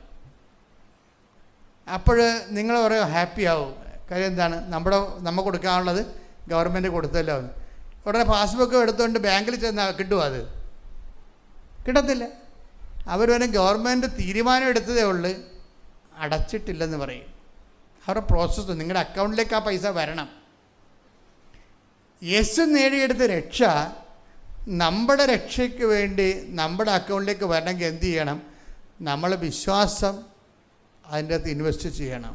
കാര്യം എന്താണ്? ഞാൻ യേശുവിൻ്റെ രക്ഷയിൽ നേടിയെടുത്ത രക്ഷയിൽ ഞാൻ വിശ്വസിക്കുന്നു എന്ന് പറയണം. ഇപ്പം കത്തോലിക്ക വ്യൂ പോയിൻ്റ് എന്ന് പറയുന്നത് ചുമ്മാ കയറി വിശ്വസിച്ചിട്ട് വല്ലപാട് 5 പെണ്ണുങ്ങളെയും വെച്ച് ജീവിച്ചാതൊന്നും പരിപാടി നടക്കത്തില്ല. അതെന്താ കാര്യം? അവൻ പറയണ പോലെ ചെയ്യണം. അവനെന്താ പറഞ്ഞിരിക്കണത്? ആദ്യം പറഞ്ഞത് എന്താണ്? അനുദപിക്കുക, സുവിശേഷത്തെ വിശ്വസിക്കുക. അതാണ് വിഷയം. ഇതാണ് താക്കോലെന്ന് പറയണത്. യേശു നേടിയെടുത്ത രക്ഷ നമ്മുടെ അക്കൗണ്ടിലേക്ക് വരുന്ന ആദ്യത്തെ താക്കോൽ എന്താണ്? അനുതാപമാണ്. അനുതാപമാണ്. രണ്ടാമത്തെ കേസ് സുവിശേഷത്തെ വിശ്വസിക്കുകയാണ്. സുവിശേഷത്തെ വിശ്വസിക്കുക എന്ന് പറയുമ്പോൾ എൻ്റെ അർത്ഥം നമ്മൾ ആ എഴുതി വച്ചിരിക്കുന്ന കാര്യമെല്ലാം വിശ്വസിക്കുന്നതല്ല. എൻ്റെ അർത്ഥം ഞാൻ രോഗിയായിരുന്നു, നിങ്ങളെന്നെ സന്ദർശിച്ചു. ഞാൻ കാരാഗ്രഹവാസിയായിരുന്നു, നിങ്ങളെന്നെ സന്ദർശിച്ചു. എനിക്ക് വിശന്നു, നിങ്ങൾക്ക് ഭക്ഷണം തന്നു. എനിക്ക് ദാഹിച്ചു, എനിക്ക് കുടിക്കുവാൻ തന്നു. കുറേ പണിയുണ്ട്. സുവിശേഷത്തെ വിശ്വസിക്കുക എന്ന് അതാണ് ഉടമ്പടി നിന്ന് കത്താൻ കാര്യം. ലോകത്ത് ഇന്ന് വരെ ഇറങ്ങിയിട്ടുള്ള പ്രാർത്ഥനാ രൂപങ്ങളിലും പ്രവർത്തന രൂപങ്ങളിലും ഏറ്റവും ടോപ്പ് ഉടമ്പടിയാകാൻ കാരണം എന്താണ്? ഇത് കർത്താവ് പറഞ്ഞ വാക്കുകളെ അക്ഷരം പ്രതി ജനങ്ങൾ ഏറ്റെടുത്ത് നടപ്പിൽ വരുത്തുകയാണ്. അതിനിടയ്ക്ക് എന്ത് ത്യാഗം സഹിച്ചാലും ശരി സഹിച്ചുകൊണ്ട് ദൈവം മനുഷ്യർ സാക്ഷിയായിട്ട് ജീവിക്കുകയാണ്. കൈയടിച്ച് സ്തുതിക്കട്ടെ. ഹല്ലേലൂയ.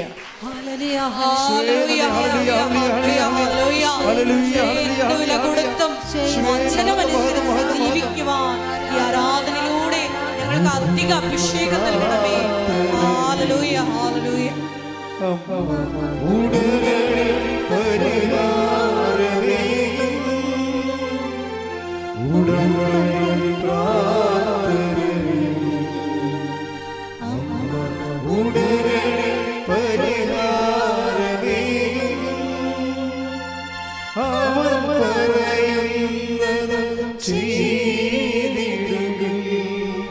ജീവിതം ധന്യമാതീർന്നിടും.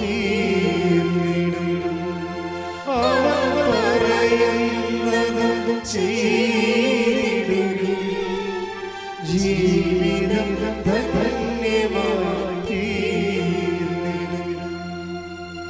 പരിശുദ്ധ പരമദിവ്യകാരുണ്യത്തിന് നേരവും ആരാധനയും സ്തുതിയും പുകഴ്ചയും ഉണ്ടായിരിക്കട്ടെ. പരിശുദ്ധ പരമദിവ്യകാരുണ്യത്തിന് നേരവും ആരാധനയും സ്തുതിയും പുകഴ്ചയും ഉണ്ടായിരിക്കട്ടെ. പരിശുദ്ധ പരമദിവ്യകാരുണ്യത്തിന് നേരവും ആരാധനയും സ്തുതിയും പുകഴ്ചയും ഉണ്ടായിരിക്കട്ടെ. ഇതാണ് ഈ സത്യവചനം എന്ന് പറയുന്നതിൻ്റെ കാരണം.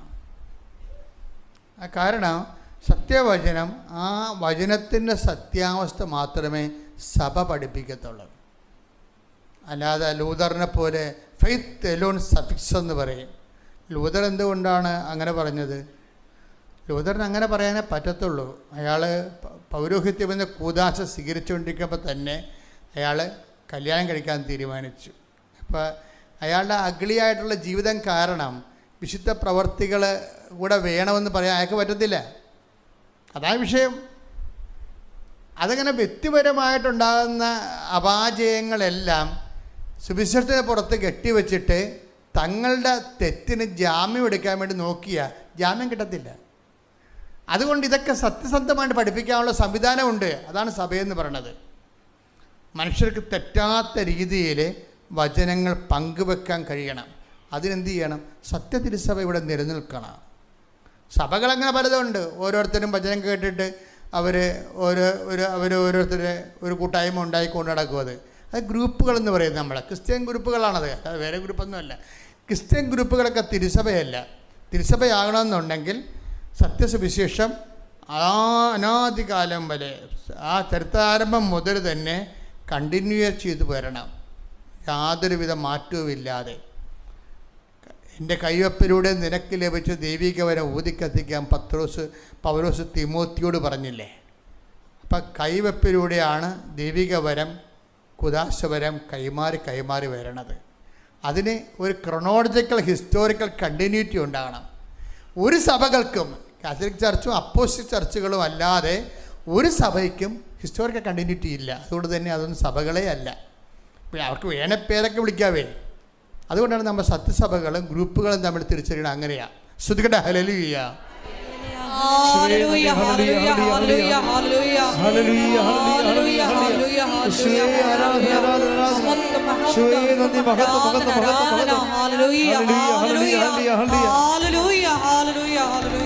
മഹത്വം മഹത്വം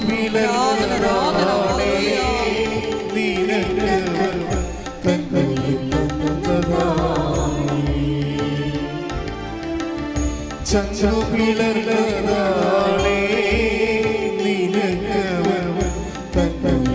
തന്നതാളേ പ്രിയ പ്രാണരുലങ്ങപ്പോ നിൻമുഖം കണ്ടതാളേ നെഞ്ചിലവ നിന്നെ വഹിച്ചതാളേ പ്രിയ പ്രാണരുലങ്ങപ്പോ നിൻമുഖം കണ്ടതാളേ നെഞ്ചിലവ നിന്നെ വഹിച്ചതാളേ ചന്ദ്രപിളർന്നതാളേ നിനക്ക് തന്നതാളേ. പരിശുദ്ധ പരമദിവ്യകാരുണ്യത്തിന് ആരാധനയും സ്തുതിയും പുകഴ്ചയും ഉണ്ടായിരിക്കട്ടെ. അപ്പം അച്ഛൻ പറഞ്ഞു വന്നത് എന്താ വെച്ചാൽ ഓരോ വചനത്തിനും 2 അനുഭവ തലങ്ങളുണ്ടെന്നാണ് പറഞ്ഞത്. ഒന്ന് അറിവിൻ്റെ തലം, രണ്ടാമത്തേത് എന്താണ്? ജ്ഞാനത്തിൻ്റെ തലം. കർത്താവുമായിട്ട് റിലേഷൻ ഓൾറെഡി സഡൻ ഒറ്റത്തവണ ഇങ്ങനെ ഉള്ളൊരു റിലേഷൻസ് അല്ല, അത് കണ്ടിന്യൂ റിലേഷനാണ്. ദൈവമായിട്ടൊരു കണ്ടിന്യൂ റിലേഷന് തയ്യാറായ ആയാൽ മാത്രമാണ് ഇതെല്ലാം എഫിക്കസ് ആകണത്, നമ്മുടെ വിഷയങ്ങളെല്ലാം. അല്ലാതെ നിങ്ങളൊരു ഇൻസിഡൻറ്റിന് വേണ്ടി തൽക്കാലം ഒരു വിഷയം ഉണ്ടായി, ഞാൻ അതിന് ഉടമ്പടി എടുത്തു, ഉടമ്പടിക്കാലം കഴിയുമ്പോൾ നിങ്ങൾ നിങ്ങളുടെ രീതിയിൽ ജീവിക്കാമെന്ന് വിചാരിച്ചു കഴിഞ്ഞാൽ, കഴിഞ്ഞ ദിവസങ്ങളിൽ ഇവിടെ ഒരു സാക്ഷ്യം ഉണ്ടായി. നീതു എന്നും പറഞ്ഞ് ഒരു മോളുടെ സാക്ഷ്യമാണ്. നീതു എൻ്റെ സാക്ഷി ഞാനിപ്പോൾ പറയാൻ കാര്യം, അവൾ ഇവിടെ എവിടെയോ താമസിക്കുന്നവരാണ്, അയൽവാസിയാണ്, നോൺ ക്രിസ്ത്യനാ. അപ്പോൾ നീതു സാക്ഷ്യം പറഞ്ഞ് അവസാനിപ്പിക്കുന്നത്, അതായത് നീതിൻ്റെ ആഗ്രഹങ്ങളൊക്കെ ഭയങ്കര ഈ ക്രിസ്തുവിനെ നമുക്കറിയാമല്ലോ, ആദ്യ കാലങ്ങളിൽ നമ്മുടെ കുഞ്ഞുങ്ങളാകുമ്പോൾ കർത്താവ് നമ്മൾ കുഞ്ഞുങ്ങളോടെല്ലാം കുഞ്ഞുങ്ങളെ പാല് ചോദിക്കുമ്പോൾ അമ്മ അമ്മിൻ്റെ എന്ന് പറയുമ്പോൾ നിങ്ങൾ പറയുവാ നീ പോയി ജോലി എടുക്കാൻ പറയുവാ? ഇല്ലല്ല, ഇല്ലേ? അതൊക്കെ അമ്മിഞ്ഞ പാലെടുത്ത് കൊടുക്കും, അത്രേ ഉള്ളൂ. അതുപോലെ ഫ്രഷ് കമേഴ്സിന് എല്ലാം വലിയ ലേബറൊന്നും കൂടാതെ കർത്താവ് അനുഗ്രഹം തരും. അപ്പം നിങ്ങൾ ഓർക്കരുത്, അതൊരു ബാല്യകാലത്ത് ചെയ്യണ കാര്യങ്ങളാണത്. ബാല്യകാലങ്ങൾ നിങ്ങളെ വിശ്വാസത്തിലേക്ക് വരണ ഒരു ആദ്യകാലങ്ങളിൽ ദൈവം ചെയ്യുന്ന കുറേ ഇൻസെൻറ്റീവാണ്. ഇപ്പോൾ നമ്മളിപ്പോൾ 2ാം ക്ലാസ്സിലെ കുഞ്ഞുങ്ങൾ വന്നിട്ട് അമ്മ ചോറ് വേണമെന്ന് പറയുമ്പോൾ അപ്പൻ ജോലി എടുത്തിട്ടാണ് ചോറുണ്ടാക്കിയത്, നീയും പോയി ജോലി എടുക്കാൻ നമ്മൾ പറയത്തില്ല ഒരിക്കലും. അപ്പോൾ നമുക്ക് ടാക്സ് കുറവായിരിക്കും, കുഞ്ഞുങ്ങൾക്ക് ടാക്സ് കുറവായിരിക്കും, അല്ലേ? മുതിർന്നു വരുമ്പോഴാണ് അവർക്ക് ടാക്സ് വരണത്. അപ്പോൾ അതുകൊണ്ട് നിങ്ങൾ ആരെങ്കിലും അക്രൈസ്തവ സഹോദരങ്ങൾ അനുഗ്രഹം കിട്ടിയെന്ന് വിചാരിച്ചു കഴിഞ്ഞാൽ നിങ്ങൾ ഓർക്കരുത് എല്ലാം കൊന്നും ഇങ്ങനെ ആയിരിക്കുമെന്ന് ഓർക്കരുത്. അത് നിങ്ങളോട് ദൈവം കാണിക്കുന്ന ഒരു കാരുണ്യമാണ്. പക്ഷെ നിങ്ങൾ മുതിർന്ന് വന്നു കഴിഞ്ഞാൽ സ്വാഭാവികമായും നിങ്ങൾ ആ വിശ്വാസത്തിൻ്റെ വില കൊടുക്കേണ്ടി വരും. ചില ആൾക്കാർ വിശ്വാസത്തിന് വില കൊടുക്കാൻ തയ്യാറാകും, സത്യസന്ധരാകും. ചില ആൾക്കാർ 4 കാലം വീണ് ഓടുകയും ചെയ്യും. അപ്പോൾ ഓടുന്നവരെ കർത്താവിനറിയാം. പക്ഷേ എന്ത് പ്രശ്നം, ഓടേണ്ടെന്നല്ല, അവർക്ക് അത്രയും ആംബിയർ ഉള്ളു. കാരണം വിശ്വാസ ജീവിതം പരിശോധിച്ചാൽ എല്ലാവരും വലിയ രാക്ഷസന്മാരായ അനുഗ്രഹത്തിൻ്റെ കൃപയുടെ രാജകുമാരന്മാരായി വന്ന ആൾക്കാരെല്ലാം ഒത്തിരി വില കൊടുത്തവരാണ്. കാര്യം ക്രിസ്തു വില കൊടുത്തതാണ്, അതുകൊണ്ടാണ് ക്രിസ്തു വില കൊടുത്തതാണ്. പക്ഷെ അത് മനസ്സിലാകണമെന്ന് നമുക്കില്ല. നമുക്ക് ഈ അനുഗ്രഹം മാത്രമല്ലേ മനസ്സിലാകത്തുള്ളൂ. അതിൻ്റെ ആ കൃപയുടെ സെക്ഷൻ വരുമ്പോൾ മാത്രമാണ് അത് ഈ നമ്മുടെ വചനത്തിൻ്റെ ആ അനുഗ്രഹത്തിൻ്റെ അറിവിൻ്റെ തലം കഴിഞ്ഞ് ജ്ഞാനത്തിൻ്റെ തലത്തിലേക്ക് വരും. ഈശോയുമായിട്ട് റിലേഷൻസ് ഒരു നീണ്ട റിലേഷൻസാണ്. അപ്പം അതുകൊണ്ട് തന്നെ അറിവിൻ്റെ തലം ആദ്യം കിട്ടും. അറിവ്, അനുഭവം, ബോധ്യം സാക്ഷ്യമായിട്ടൊക്കെ പെട്ടെന്ന് കിട്ടും. പിന്നീട് ഒരു ജ്ഞാനതലം ഉണ്ടാവും. ജ്ഞാനതലം എന്ന് പറയണത് അത് എല്ലാവർക്കും ഉണ്ടാകത്തില്ല, നമ്മുടെ തീഷ്ണത പോലെ ഇരിക്കും. അറിവിൻ്റെ തലം കഴിഞ്ഞിട്ട് ചില ആൾക്കാർ 90 വയസ്സാകുന്ന സമയത്ത് തന്നെ അറിവിൽ തന്നെ കിടക്കത്തുള്ളൂ, ജ്ഞാനതലത്തിലോട്ട് കയറത്തില്ല. കാര്യം അവിടെ അത് ജ്ഞാനത്തിൻ്റെ തലം കൊടുക്കാനുള്ള വിശ്വാസത്തിൻ്റെ സ്ഥിരത അവിടെ ഇല്ലാത്ത കൊണ്ടാണ് അവർക്ക് ആ അറിവ് തന്നെ കിട്ടിക്കൊണ്ടിരിക്കും. ഇപ്പം അത് കത്തോലിക്കയുടെ കൂട്ടത്തിലുണ്ട്, എല്ലാ ക്രിസ്ത്യാനികളുടെ കൂട്ടത്തിലുണ്ട്. ഈ 70 വയസ്സാകുമ്പോഴും അനുഗ്രഹം മാത്രം ദൈവത്തിൽ നിന്ന് ചോദിച്ചുകൊണ്ടിരിക്കണവർ. അത് കർത്താവിൻ്റെ നിന്ന് കിട്ടിയില്ലെങ്കിൽ അവർ മാതാവിൻ്റെ അടുത്ത് പോകും. മാതാവിൻ്റെ അടുത്തൊന്നും കിട്ടിയില്ലെങ്കിൽ അവരെന്ത് ചെയ്യും? അന്തോനിസിൻ്റെ അടുത്ത് പോകും. അന്തോനിസിൻ്റെ അടുത്തും കിട്ടിയില്ലെങ്കിൽ എന്ത് ചെയ്യും? ഞാൻ ഇപ്പം നിങ്ങൾ പറഞ്ഞാൽ വിശ്വസിക്കുമെന്ന് അറിയത്തില്ല, ഞാൻ തന്നെ ഓർത്തിട്ടുണ്ട്. ഞാൻ പണ്ട് കേട്ട ഒരു വിഷയമാണ്. അന്തോനിസിനൊക്കെ അവിടെ കയ്യിൽ നിന്ന് മാല മോഷണം പോയി. അപ്പം അത് അന്തോനിസ് പുണ്യാളൻ്റെ അടുത്ത് ഒരു നേർച്ച നേർന്ന്, മാല കിട്ടാൻ നേർന്നതല്ല, ഇവർക്ക് ജോത്സ്യൻ്റെ അടുത്ത് പോകണം, അതാണ് വിഷയം. ജോത്സ്യൻ്റെ അടുത്ത് പോകണം. ഇവർ ചെല്ലുമ്പോൾ ജോത്സ്യൻ അവിടെ ഉണ്ടാകാൻ വേണ്ടി അന്തോനിസ് പുണ്യാളൻ്റെ മുമ്പിൽ ഒരു നേർച്ച നേരും. എങ്ങനെയുണ്ട് പരിപാടി? അവിടെ മാലയാണ് പോയിരിക്കണത്. മാല പോയി അവർ ജോത്സ്യൻ്റെ അടുത്ത് പോവുകയാണ്, എവിടെയാണ് ആരാണ് കട്ടെന്നറിയാൻ വേണ്ടി. ആ ജോത്സ്യൻ അവിടെ ഉണ്ടാകാൻ വേണ്ടി അന്തോനിസിൻ്റെ അടുത്ത് നേർച്ച നേർന്നിരിക്കുകയാണ്. എങ്ങനെയുണ്ട് പരിപാടി? അപ്പം അതൊരു കാര്യമില്ല. അങ്ങനെ ഓരോ വകുപ്പാണല്ലോ ഇത്. 90 വയസ്സായാലും ബോധം ഉണ്ടാകത്തില്ല. അതുകൊണ്ട് എപ്പോഴും ദൈവം ചെയ്യണമെന്ന് വെച്ച് കഴിഞ്ഞാൽ ഒരു പരിധി കഴിഞ്ഞാൽ പിന്നീട് നിങ്ങൾ പറയും, നിങ്ങൾ വിശ്വസിക്കുന്നതിന് നിങ്ങൾ ടാക്സ് ചെയ്യും. അപ്പോൾ സത്യസന്ധമായിട്ട് ദൈവത്തെ അന്വേഷിക്കുന്നവരെ കർത്താവ് നൽകുന്ന സഹനത്തെ സന്തോഷം സ്വീകരിച്ചുകൊണ്ട് അപ്പോഴും സാക്ഷിയായിക്കൊണ്ട് മുന്നേറാൻ വേണ്ടി നോക്കുമ്പോൾ ദൈവം മനസ്സിലാകും. ഈശോ പറയും എന്താണ്? ഞാൻ തിരഞ്ഞെടുത്തവരെ എനിക്ക് അറിയാം. പറയാൻ പാടില്ലാത്തവരുണ്ടെന്ന് തന്നെ അർത്ഥം. അപ്പം അറിയാൻ പാടില്ലാത്ത take the bed of God, ഞാൻ തിരഞ്ഞെടുത്തവർ എനിക്കറിയാം. ശ്രുതികട്ടെ ഹല്ലേലൂയ ഹല്ലേലൂയ ഹല്ലേലൂയ. യേശുവേ നന്ദി, ഹല്ലേലൂയ ഹല്ലേലൂയ. യേശുവേ സ്തുതി, ഹല്ലേലൂയ ഹല്ലേലൂയ ഹല്ലേലൂയ. യേശുവേ ആരാധന ആരാധന ആരാധന. യേശുവേ നന്ദി, മഹത്വം മഹത്വം മഹത്വം മഹത്വം. ഹല്ലേലൂയ ഹല്ലേലൂയ ഹല്ലേലൂയ ഹല്ലേലൂയ ഹല്ലേലൂയ. യേശുവേ നന്ദി, ഹല്ലേലൂയ ഹല്ലേലൂയ ഹല്ലേലൂയ ഹല്ലേലൂയ. ചന്ദ്രപിളർന്നതാണേ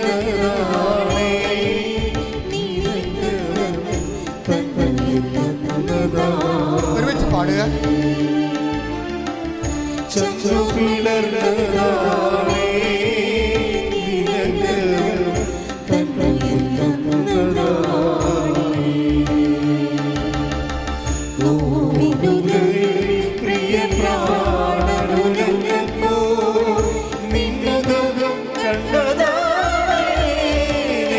നിന്നെ വഹിച്ചതാ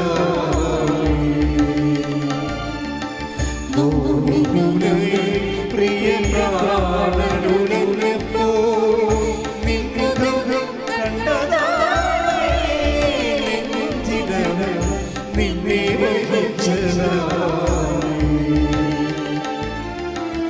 ചച്ചു പിളർന്നതാണേ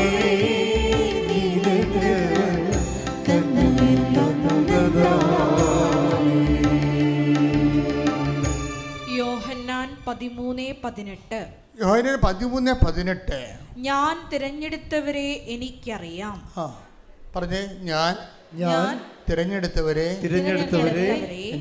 എനിക്കറിയാം. അപ്പം ഇത് അറിവ് പെട്ടെന്ന് നമുക്ക് കേൾക്കുമ്പോൾ എന്ത് വരും? ഞാൻ തിരഞ്ഞെടുത്തവരെ ഈശോയ്ക്ക് അറിയാം. അതിൻ്റെ ജ്ഞാനം എന്താണ്? ഈശോയ്ക്ക് അറിയാൻ പാലാത്ത ആൾക്കാരും ഉണ്ട്. അതാണ് വിഷയം. 10, 30, 40, 50, 90 കൊല്ലമായിട്ട് ക്രിസ്ത്യാനിയുടെ വിഷം കെട്ടി നടക്കുകയാണ്. പക്ഷേ പ്രശ്നം എന്താ? പുസ്തകത്തെ പേരില്ല. എന്താണ്?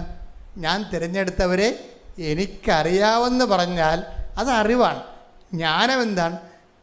കുറേ ആൾക്കാരെ കർത്താവിനെ അറിയത്തില്ലെന്ന് പറയും. ആരാണ് അറിയാത്തത്?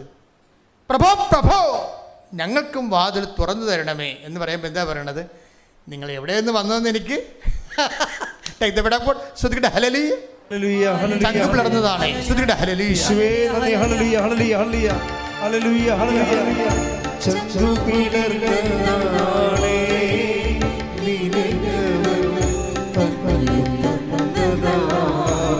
ദോഷത്തോടെ വിശ്വാസത്തോടെ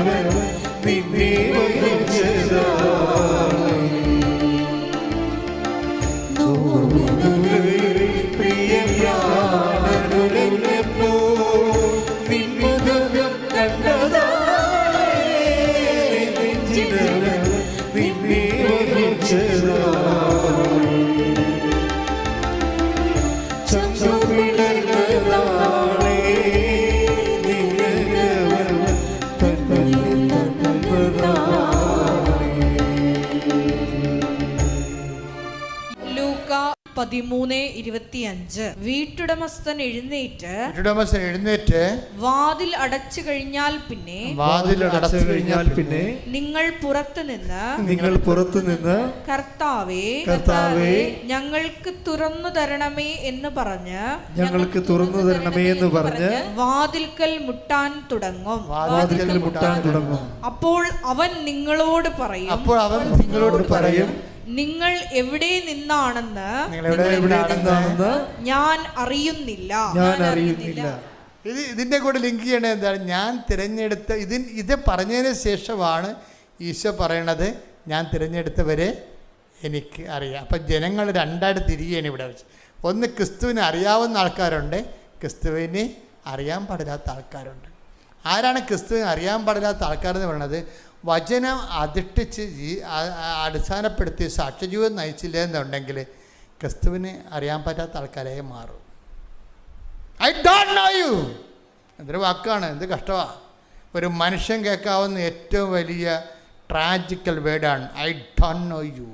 എനിക്ക് നിങ്ങളെ അറിയില്ല, നിങ്ങൾ എവിടെ നിന്നാണെന്ന് അറിയില്ല എന്ന് പറയും. അങ്ങനെ ഒരു വെർഡിക്റ്റ് വരാതിരിക്കാൻ വേണ്ടിയാണ് നമ്മൾ കാഷ്വൽ ഡിസിപ്ലിൻ എടുക്കുന്നത്.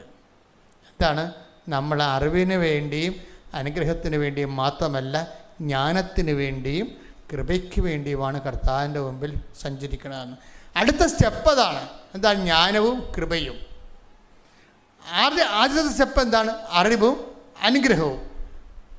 വചനത്തിന് അനുഭവ തലങ്ങളിലെ ആദ്യത്തെ സ്റ്റെപ്പ് എന്താണ്? അറിവും അനുഗ്രഹവും.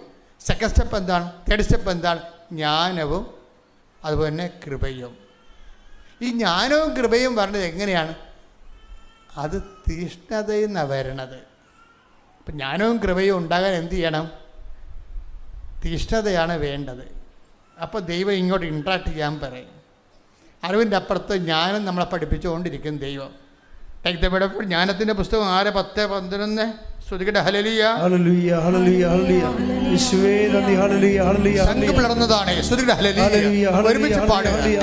യേശുവേ നന്ദി. ഹല്ലേലൂയ ഹല്ലേലൂയ ഹല്ലേലൂയ. ചന്ദ്രു പിളർന്നതാണേ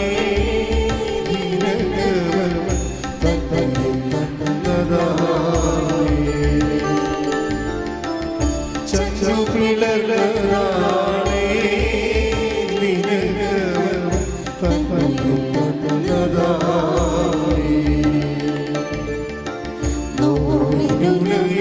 പ്രിയ പ്രാണനുലപ്പോഴും നിൻമുഖം കണ്ടതാണേ നിന്നെ വഹിച്ചതാ. നെഞ്ചിലവൻ പ്രിയ പ്രാണനുലപ്പോഴും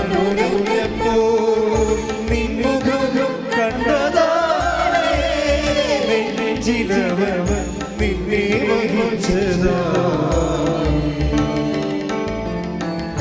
ചന്ദ്രു പിളർന്നതാണേ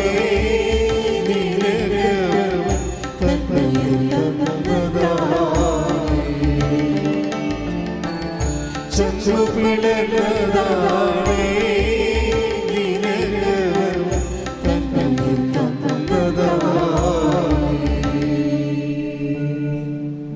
ജ്ഞാനം 6:10-11 തിരുവചനങ്ങൾ.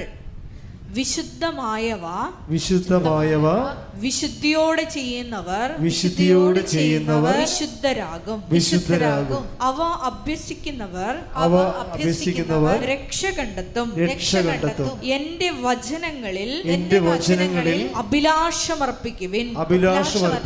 അവയോട് തീവ്രാഭിനിവേശം കാണിക്കുവിൻ. നിങ്ങൾക്ക് ജ്ഞാനം ലഭിക്കും. അപ്പം അറിവ് നമ്മൾ കേട്ടാൽ മതി.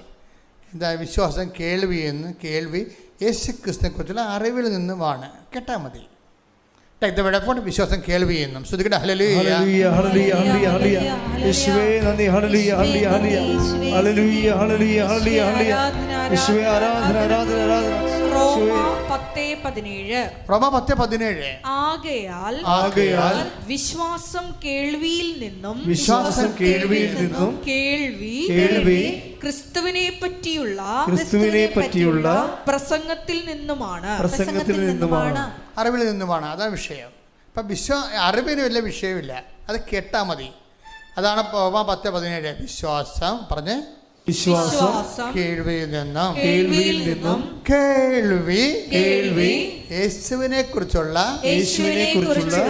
പ്രസംഗത്തിൽ നിന്നുമാണ്. അറിവിൽ നിന്നുമാണ്.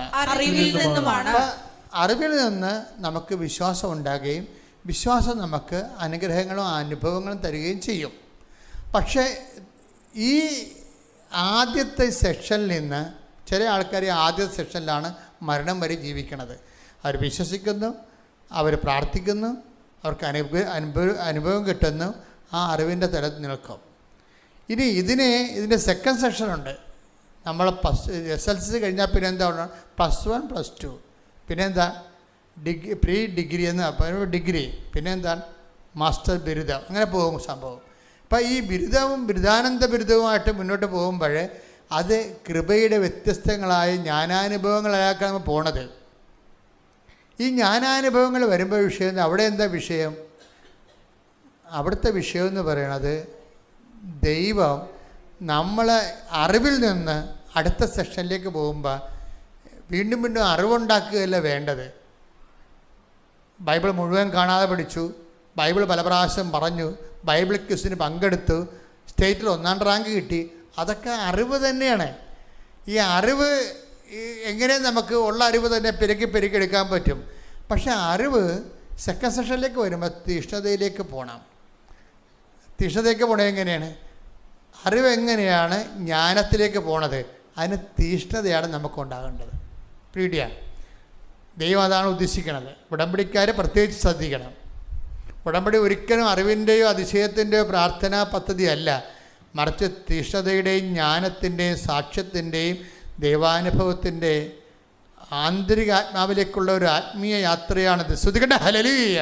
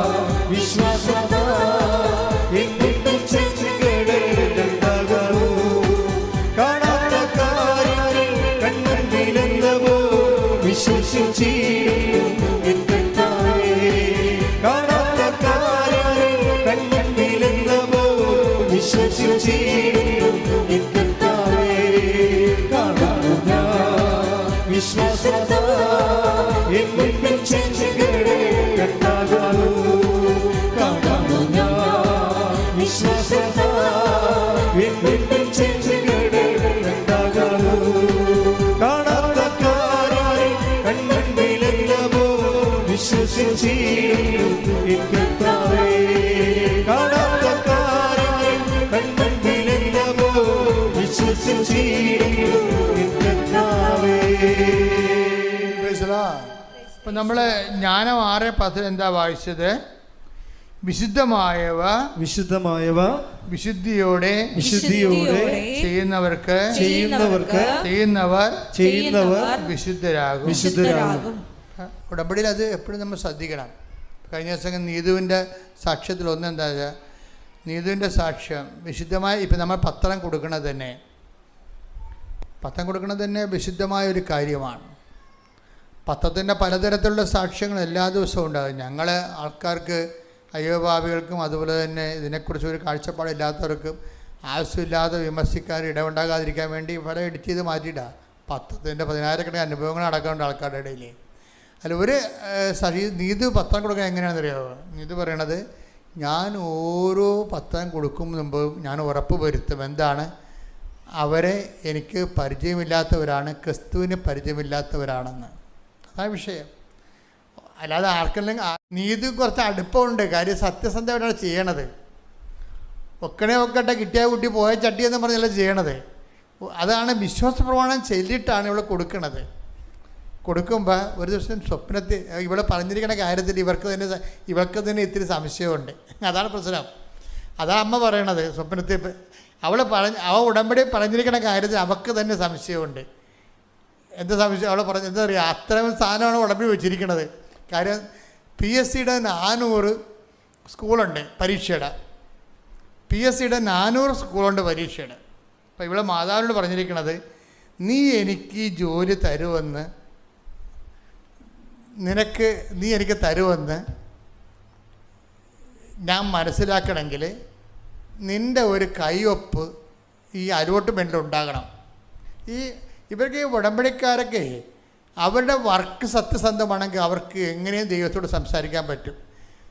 ചിലർക്ക് വാ വിളിക്കുമ്പോൾ തന്നെ വാ മൂടടാന്ന് മാതാവ് പറയും. എന്താ കാര്യം? വർക്ക് സത്യസന്ധമല്ല. അതുകൊണ്ടാണ് ഇവളിങ്ങനെയൊക്കെ ചെയ്യണത്. വെയിലത്ത് നിന്ന് പോയി വിശ്വാസപ്രമാണം ചൊല്ലിയിട്ടാണ് പത്രം കൊടുക്കുന്നത്. അപ്പോൾ മാതാവ് എന്നിട്ട് ഇവർക്ക് ഉടമ്പടി വെച്ച വിഷയത്തെക്കുറിച്ച് ഇവർക്ക് സംശയമാണ്. എന്താ കാര്യം? ഞാനത് മാതാവിനോട് പറയണ സംഭവം ശരിയല്ല. തന്നെയല്ല, എന്താ ശരിയല്ലാത്ത പറഞ്ഞ കാര്യം, കേരളത്തിൽ 400 സ്കൂളിലെ പരീക്ഷാ സെൻ്ററുണ്ട്. ഇപ്പം ഇവിടെ മാതാവിനോട് പറഞ്ഞിരിക്കണത്, നീ എനിക്ക് ജോലി തരുമെങ്കിൽ നീയാണ് തരണമെന്ന് എനിക്കറിയണം. അതിനെന്ത് ചെയ്യണം? ഞാൻ പഠിച്ച സ്കൂളിൽ പരീക്ഷ വെക്കണമെന്ന്. ഞാൻ പഠിച്ച സ്കൂളിൽ തന്നെ എനിക്ക് പരീക്ഷ വെക്കണം. അപ്പോൾ എനിക്ക് മനസ്സിലാകും നീ എനിക്ക് ജോലി തരും. തന്നെയല്ല, അപ്പോഴേ ഇവിടെ പറയും, ഞാനങ്ങനെ മാതാവിനോട് പറഞ്ഞത് ശരിയല്ല, പക്ഷേ എനിക്ക് അങ്ങനെ പറയാൻ തോന്നുന്ന അത്രയും സ്വാതന്ത്ര്യമായ ആളിന്. അതാണ് വിഷയം, അത്രയും സ്വതന്ത്രമാണ്. അപ്പോൾ അതുകൊണ്ട് ഇപ്പോൾ പരീക്ഷ വന്നപ്പോൾ എന്ത് ചെയ്ത്, അവൾ പഠിച്ച സ്കൂളിൽ തന്നെ പരീക്ഷ വെച്ച്. അതാണ് വിഷയം. അതായത് അവൾ അവസാനം പഠിച്ചിറങ്ങിയ സ്കൂളിൽ അവളുടെ വീട്ടിൽ നിന്ന് കുറച്ച് പോയാൽ മതി, അവിടെ തന്നെ അവൾക്ക് പരീക്ഷ വെച്ച് കൊടുത്തു. അപ്പോൾ നിങ്ങൾ ഓർക്ക് ഞാനീ പറഞ്ഞത് മാതാവിനിങ്ങനെ വട്ടം വരെ വെച്ച് എൻ്റെ തലയിരിക്കണ പരിപാടികളെല്ലാം നേടിയെടുക്കുക അങ്ങനെയല്ല. ഈ ഒറ്റപ്പെട്ട സംഭവം ഇങ്ങനെ ജനറലൈസ് ചെയ്യേണ്ട കാര്യമില്ലെന്ന് എനിക്കറിയാം. പക്ഷേ ഈ ഹൃദയശുദ്ധിയുള്ളവരെങ്ങനെയാണ് ദൈവത്തെ കാണുന്നതെന്ന് ഞാൻ നിങ്ങളോട് പറയുകയാണ്. അവരുടെ ഭാഗം കറക്റ്റാണ്, അവരുടെ ഭാഗം കറക്റ്റായിട്ട് അവർ ചെയ്യണത്. അപ്പോഴും മാതാവ് പറയും, നീ സ്വപ്നത്തെ പ്രത്യക്ഷപ്പെട്ട് പറയും, നീ ഉടമ്പടി വൃത്തിയായിട്ട് ചെയ്തോ, നീ പറയണ കാര്യങ്ങൾക്ക് ഒരു മാറ്റമില്ല, ഞാൻ ചെയ്തു തരുമെന്ന്. നീ പറയണ കാര്യങ്ങൾക്കൊരു മാറ്റമില്ല. പിന്നെ പറഞ്ഞിരിക്കുന്ന കുറച്ച് കട്ടിയുള്ള പരിപാടിയാണ്. കാര്യം ഈ പിൻവാതിൽ ഇവന് ഇടയ്ക്ക് ആൾക്കാർ ഉന്തി കയറ്റേണ്ടതും അവസാന റാങ്കിൽ വരുന്ന ആൾക്കാർക്ക് ജോലി കിട്ടാതിരിക്കണതൊക്കെ PSCയുടെ ഒരു ആൾക്കാരുടെ കണ്ണുനീരാണ്. അപ്പോൾ ഇവർ എനിക്കിത് കിട്ടാതെ ജീവിക്കാൻ പറ്റത്തില്ല. നീ നോക്കിയേ, മാതാവിനോട് പറയും, നീ നോക്കിയേ 10 രൂപയാണ് ഞാൻ ഈ പാവപ്പെട്ടവർക്ക് കൊടുക്കണത്. കാര്യം എന്താ, ഞാൻ പോലും വീട്ടുകാരുടെ ചിലവിലാണ് ജീവിക്കണത്, എനിക്ക് വരുമാനമില്ല. അമ്മയോട് അവൾ സംസാരിക്കുമ്പോൾ നമ്മൾ സ്വന്തം അമ്മയോട് സംസാരിക്കണതിനേക്കാളും അമീക്കബിളായിട്ടാണ് സംസാരിക്കണത്. ഞാൻ 10 രൂപയാണ് ആൾക്കാർക്ക് ഈ കാരുണ്യ പ്രവൃത്തിയായിട്ട് വിധവയുടെ ചെല്ലിക്കാശ് പോലെ, വിധവയെന്നൊക്കെയാണ് അവർ പറയണത്, ഒരു വിധവയുടെ ചെല്ലിക്കാശ് പോലെയാണ് ഞാൻ 10 രൂപ കൊടുക്കുന്നത്. അത് വീട്ടിൽ എനിക്ക് ചിലവിന് തന്നത് മിച്ചം പിടിച്ചിട്ടാണ് ഞാൻ 10 രൂപ പാവപ്പെട്ടവരെ കൊടുക്കണത്. പക്ഷെ നീ എനിക്ക് ജോലി തന്നാൽ എനിക്ക് ആരുടെ കയ്യിൽ മുമ്പ് കൈ നീട്ടണ്ട, ഞാൻ ജീവിതകാലം മുഴുവൻ അടിച്ചു പൊളിച്ച് ദാനധർമ്മം ചെയ്യും, അത് നിനക്കറിയാം. ഇങ്ങനെയൊക്കെയാണ് പറയണത്. പക്ഷെ ഒരു കാര്യമുണ്ട്, ജോലി ഉറപ്പ് വരുത്തണം, നീ എനിക്ക് 1ാം റാങ്ക് വേണമെന്ന് പോരെ. അപ്പം കേൾക്കുമ്പോൾ നമുക്ക് ചാബല്യമെന്ന് തോന്നും. അവർ തമ്മിലുള്ള റിലേഷൻസ് വേറെ ലെവലിലാണ് പോണത്, അതുകൊണ്ടാണ് അങ്ങനെ നമുക്ക് ചാബല്യം തോന്നുന്നത്. നമുക്കതൊക്കെ അങ്ങനെയൊക്കെ പറയാൻ പറ്റാത്ത കാരണം റിലേഷൻസിൻ്റെ പ്രശ്നമാണ്. അവർക്ക് സ്വന്തം അമ്മയോ ആണെന്ന് കണ്ടാൽ അമ്മയോട് എന്തെല്ലാം തോന്നിയ മാസം പറയും. തോന്നിയ മാസം ആണെന്ന് പറഞ്ഞുകൊണ്ട് തന്നെ നമ്മൾ ആരോടാണ് ഇത് പറയണത്? അമ്മയോടല്ലേ പറയാൻ പറ്റുള്ളൂ. നമ്മൾ പറയണ കാര്യം തോന്നിയ മാസമാണെന്ന് നമുക്ക് തന്നെ അറിയാം. പക്ഷെ നമ്മളത് ആരോട് പറയണത്? അമ്മയോട് പറയും. വേറെ ആരുടെ അപ്പനോടോ ഭർത്താവിനോടോ ഒന്നും പറയത്തില്ല, അല്ലെങ്കിൽ വേറെ ആരോടും പറയത്തില്ല. മാമക്കളാണെങ്കിലും എന്ത് തോന്നിയ മാസങ്ങളും ചിലപ്പോൾ അമ്മയോട് പറയുമ്പോൾ അവരെ തള്ളേന്ന് വിളിക്കും. അമ്മയ്ക്ക് കംപ്ലൈൻ്റ് ഒന്നുമില്ല. തള്ളേന്ന് മരുമകൾ വിളിച്ചാൽ ചിലപ്പോൾ അവളെ വെട്ടിയെടുത്ത് വീട്ടിൽ പോകേണ്ടി വരുമായിരിക്കും. പക്ഷേ ആമകൻ വിളിക്കും, തള്ളേ നിങ്ങളോട് ഞാൻ നേരത്തെ പറഞ്ഞല്ലേ എന്ന് പറയും. പക്ഷെ അവർക്ക് തമ്മിലറിയാം ആ തള്ളയെ വിളിയുടെ ഉള്ളിലുള്ള ഒരു ആന്തരികത, അവർ തമ്മിലുള്ള ആത്മബന്ധം എന്താണെന്ന് അറിയാം. അപ്പോൾ അതുകൊണ്ട് തോന്നിയ മാസമാണെങ്കിലും അതിൻ്റെ ഉള്ളിൽ കിടക്കുന്ന ഒരു ആത്മബന്ധമുണ്ട്. അതുകൊണ്ട് അവർക്കാർക്കും രണ്ടുപേർക്കും പ്രശ്നമില്ല. തള്ളേന്ന് വിളിക്കട്ടെ, അമ്മക്കും പ്രശ്നമില്ല, വിളിച്ച മകൾക്കും പ്രശ്നമില്ല. അപ്പോൾ അത്ര ഒരു ബന്ധമാണത്. ആ ബന്ധത്തിൻ്റെ ഇടയിലാണ് ഇവിടെ പറയുന്നത് എനിക്ക് 1ാം റാങ്ക് വേണമെന്ന് പറയും. ഇപ്പം എന്താ സംഭവിച്ചിരിക്കണത്? എന്നിട്ട് പറയും, നീ എനിക്ക് 1ാം റാങ്ക് തന്ന ഞാനൊരു പണി ചെയ്യും, ഞാൻ നിൻ്റെ പടം എടുത്ത് ഫ്ലക്സിൽ വെച്ചിട്ട് തെങ്ങ് വരച്ച് കയറ്റി വെക്കും, നീയാണ്. ഇവർ തമ്മിലുള്ള ഡയലോഗ് ഭയങ്കര രസമാണ്. നീ എനിക്ക് 1ാം റാങ്ക് തന്നാൽ ഞാൻ എന്ത് ചെയ്യുന്നറിയാമോ? ഞാൻ നിൻ്റെ പടം പച്ച വെക്കും, കൃപാസനം മാതാവ് നീതുവിന് ചെയ്ത അനുഗ്രഹം എന്ന് പറഞ്ഞ് ഞാൻ തെങ്ങ് വരച്ച് കെട്ടിയിട്ട് ഞാൻ കൃപാസനത്തിൽ വന്ന് സാക്ഷ്യം പറയത്തുള്ളൂ എന്നാണ്. അപ്പോൾ ഇവർ തമ്മിലെ ഡയലോഗ് ഈ രീതിയിലായത് കൊണ്ട് അമ്മ അവൾക്ക് എന്ത് ചെയ്യും? റിസൾട്ട് വന്നപ്പോൾ കൂട്ടുകാരോട് വിളിച്ച് ചോദിക്കണത്, നീ ഇതെന്ത് പരിപാടിയാണ് കാണിക്കണത്? നിനക്കാണല്ലോ 1ാം റാങ്ക് എന്ന്.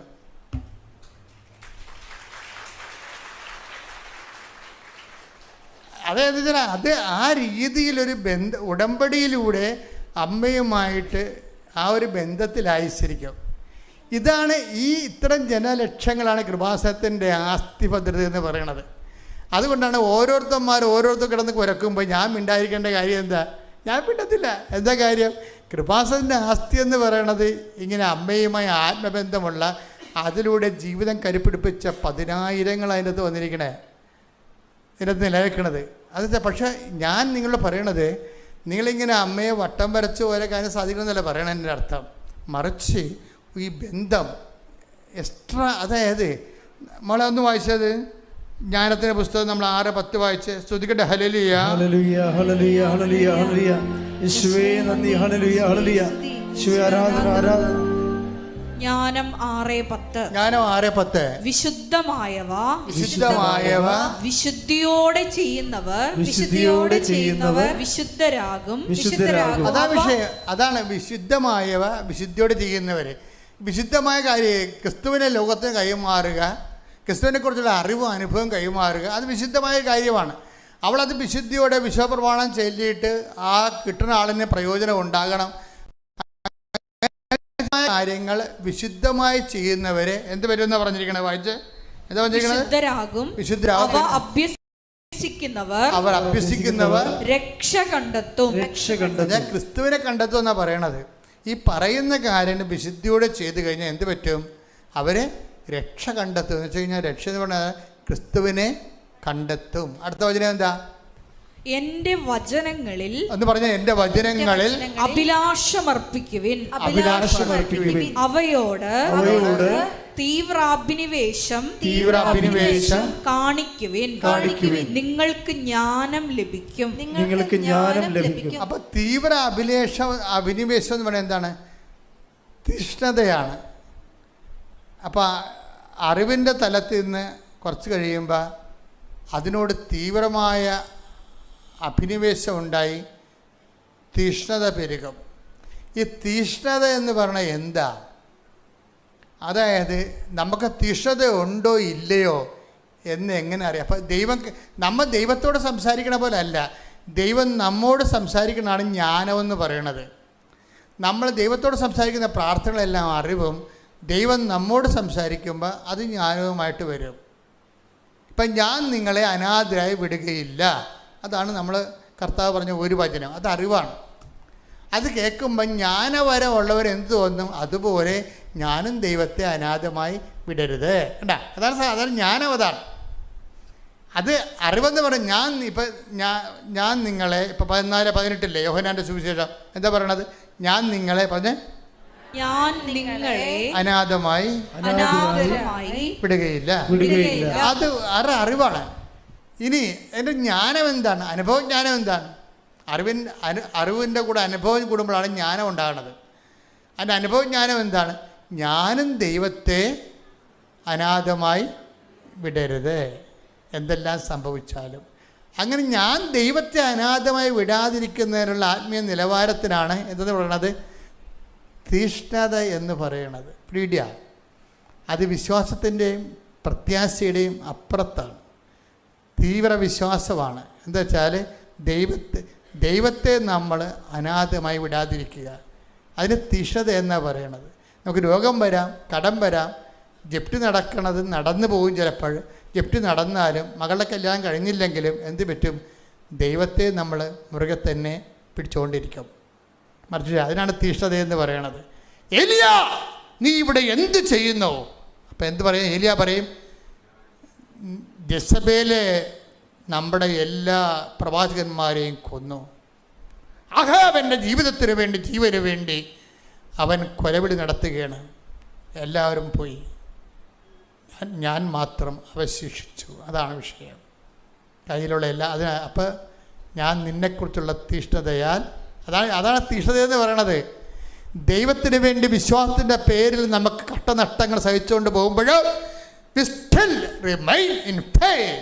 അതിനാണ് തീഷ്ണത. Take the word of God. Hallelujah. Hallelujah. Hallelujah. Hallelujah. Hallelujah. Hallelujah. Hallelujah. Hallelujah. 1 രാജാക്കന്മാർ 19:10. 1 രാജാക്കന്മാർ 19:10. ഏലിയ ഉത്തരം പറഞ്ഞു, സൈന്യങ്ങളുടെ ദൈവമായ കർത്താവിനെ പ്രതിയുള്ള തീക്ഷ്ണതയാൽ ഞാൻ ജ്വലിക്കുകയാണ്. ഇസ്രായേൽ ജനം അവിടുത്തെ ഉടമ്പടി ലംഘിച്ചു. കുറെ അണ്ണന്മാർ ഉടമ്പടി, നിങ്ങളുടെ അയൽവാസികളെല്ലാം ഉടമ്പടി ലംഘിച്ച ആൾക്കാരുണ്ടാവും. പിന്നെ ഉടമ്പടി ഞാൻ 3 തിരി കത്തിച്ചിട്ട് ഒന്നും നടന്നില്ലെന്നും പറഞ്ഞ് ഈ ഗതികിട്ട പ്രേതം പോലെ നടക്കുന്ന ആൾക്കാർ നിങ്ങളുടെ അയൽവാസികളുണ്ടാവും. ഇസ്രായേൽ ജനം അവരുടെ ഉടമ്പടി ലംഘിച്ചു. കണ്ടില്ലേ? ഇപ്പം നിങ്ങളുടെ നാട്ടിലും വീട്ടിലും സ്വന്തപ്പെട്ടവരും കല്യാണ വീട്ടിലും മരണ വീട്ടിലും ചർച്ച എന്താണ്? ഞാൻ പച്ചത്തിരി പോണം കത്തിച്ചു, ഞാൻ നീലത്തിരി 4 കത്തിച്ചു, ഇപ്പോഴും മകളെ വീട്ടിൽ തന്നെ നിൽപ്പുണ്ടെന്ന് പറയും. അതാണ് സംഭവം. അതിനർത്ഥം അവർ ഉടമ്പടിയിൽ നിന്ന് മാറിയെന്ന് വിചാരിക്കണം. ഇപ്പം തന്നെ ഇൻസ്റ്റൻറ്റ് ബ്രേക്ക്ഫാസ്റ്റ് പോലെ ദൈവം ആനക്ക് നമ്മൾ ഉരുള കൊടുക്കണ ഒരു റൊട്ടി വായി വെക്കുമെന്ന് വിചാരിച്ചത്. അങ്ങനെയല്ല. നീ മര്യാദക്ക് ആദ്യം ഉടമ്പടിയിലാകാൻ നോക്ക്. നീ ആദ്യം ദൈവമായിട്ട് ഉടമ്പടിയിലാകാൻ നോക്കൂ. അപ്പോഴും നീ അങ്ങനെയുള്ളതാണെങ്കിൽ തീർച്ചയായിട്ടും പരീക്ഷ ഉണ്ടാകും. നിൻ്റെ വിശ്വാസത്തെ ദൈവം ടെസ്റ്റ് ചെയ്യും. അതുകൊണ്ടാണ് ചിലത് നീണ്ടു പോണത്. ഒന്നുകൂടി വായിച്ച ആ ഭാഗങ്ങളെല്ലാം. ഏലിയ ഉത്തരം പറഞ്ഞു, സൈന്യങ്ങളുടെ ദൈവമായ കർത്താവിനെ പ്രതിയുള്ള തീക്ഷ്ണതയാൽ ഞാൻ ജ്വലിക്കുകയാണ്. ഇസ്രായേൽ ജനം അവിടുത്തെ ഉടമ്പടി ലംഘിച്ചു. അവർ അങ്ങയുടെ ബലിപീഠങ്ങൾ തകർക്കുകയും വാക്കത്തിൽ കൊടുവാളുമായിട്ട് പള്ളിയിൽ പോയി ആൾത്താറ പൊളിക്കേണ്ട കാര്യമില്ല. പക്ഷെ കുർബാനക്ക് പോകത്തില്ല പന്നി. അതാ പ്രശ്നം. അപ്പോൾ ബലിപീഠം തകർന്നില്ലേ? എല്ലാ ദിവസവും പറ്റുമെങ്കിൽ കുർബാനക്ക് പോകണം, ഞായറാഴ്ച കുർബാന മുടക്കരുതെന്ന് പറഞ്ഞിട്ടില്ലേ? പക്ഷെ കുർബാനക്ക് പോകത്തില്ല. അതാണ് ബലിപീഠം തകർന്നെന്ന് പറയണം. അവർ നിങ്ങളുടെ ബലിപീഠം തകർക്കും. പറഞ്ഞ് വായിച്ചേ, വന്നിട്ട് അത് തന്നെ വായിച്ചേ. അവർ അങ്ങയുടെ ബലിപീഠങ്ങൾ തകർക്കുകയും അങ്ങയുടെ പ്രവാചകന്മാരെ വാളിനിരയാക്കുകയും ചെയ്തു. വാളിനിരയാക്കണമെന്നില്ല, അല്ലെങ്കിൽ വെട്ടി കൊടുവാളിറക്കേണ്ട കാര്യമില്ല. വിചാരത്തെ കടുത്തേക്ക് അറിയാൽ മതി, പണിയാവൂ. കർത്താവിൻ്റെ അഭിഷിക്തന്മാരുടെ മുമ്പിൽ വല്ല ടി വിയിൽ ഇരുന്നുകൊണ്ട് പലിതക്കാത്തമ്മ എന്തെങ്കിലും പറയണമെന്ന് അതിൻ്റെ കൂടെ കുറയും. പല ഇതുപോലെ രാഷ്ട്രീയ പാർട്ടികളുടെ ഏതെങ്കിലും സ്ഥലത്ത് നിന്നുകൊണ്ട് രാഷ്ട്രീയ ചർച്ചയിൽ പള്ളിയെ കുറ്റം പറഞ്ഞാൽ നിങ്ങളും മിണ്ടാതിരിക്കുക, അല്ലെ കൂടിക്കൊടുക്കും. വാളിനിര അവൻ പ്രവാചകന്മാരെ വാളിനിരയാക്കി. സഭയെ നിങ്ങൾക്ക് രക്ഷ പ്രദാനം ചെയ്ത ആൾക്കാർ നിങ്ങൾക്കറിയാമോ? ഞാൻ എന്താ വിഷയത്തിൽ ഒരു ലൈഫ് മൊത്തം കർത്താവിൻ്റെ വചനത്തിന് വേണ്ടി കാഴ്ചവെച്ചിട്ടാണ് വീട്ടിൽ നിന്ന് ഇറങ്ങി വന്നിരിക്കണം. 40-ാം വർഷമാണ് എൻ്റെ. ഞങ്ങളെപ്പോലെ എത്രയോ മനുഷ്യരാണ് കർത്താവിന് വേണ്ടി വരുന്നത്. അപ്പം അങ്ങനെ രാവും പകലും ഇതെന്തെങ്കിലും സമ്പത്ത് മോചിച്ചാണ്. സമ്പത്തിന് എന്താ ഇവിടെ കുറവ്?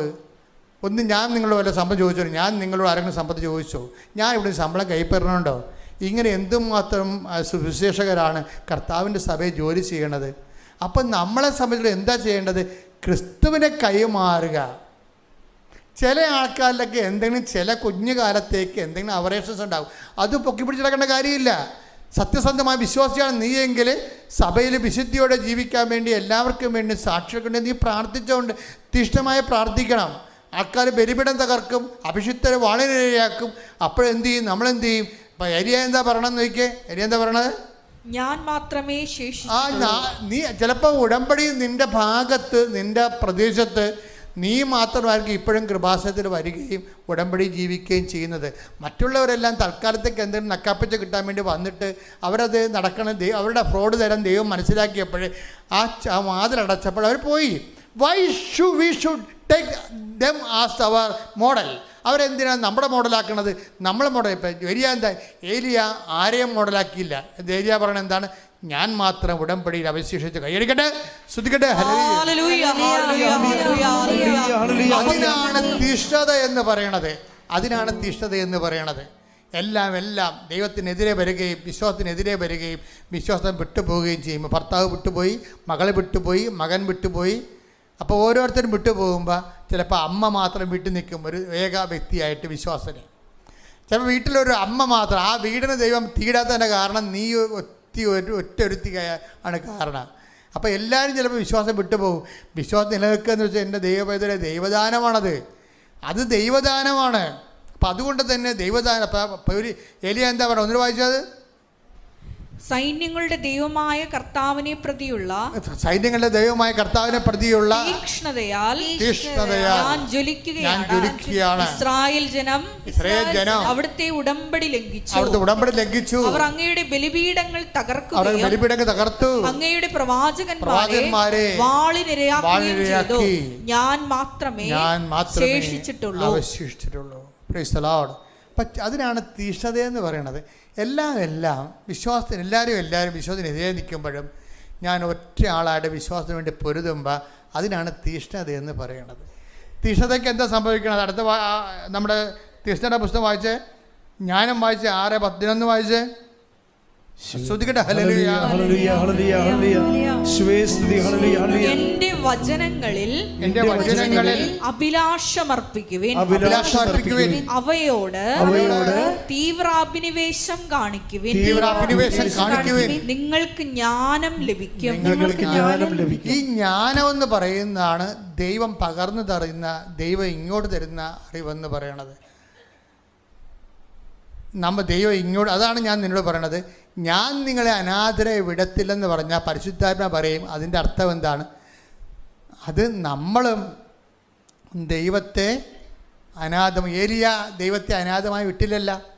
എല്ലാവരും പിരിഞ്ഞുപോയി, എല്ലാവരും വധിക്കപ്പെട്ടു, ബലിപീഠം തകർന്നു, അഭിഷിക്തർ വാളിനിരയായി. അപ്പോഴെന്ത്? ദൈവത്തെ വിട്ടുപിരിയാതെ ദൈവത്തെ ഏറ്റുപറഞ്ഞുകൊണ്ട് ഏലിയ നിൽക്കുന്നുണ്ടെങ്കിൽ അതിൻ്റെ പേരാണ് തീഷ്ണത. പ്രാർത്ഥിക്കുക, കർത്താവായ ദൈവമേ, ഏത് പ്രതികൂല സാഹചര്യങ്ങളിലും അങ്ങോട്ട് ചെയ്ത വചനങ്ങള്, അങ്ങോട്ട് ചെയ്ത ഉടമ്പടി പാലിച്ചുകൊണ്ട് ഏലിയാവിനെ പോലെ തീഷ്ണത ജ്വലിക്കുവാൻ എന്നെ ഉപരി അഭിഷേകം നൽകണമേ.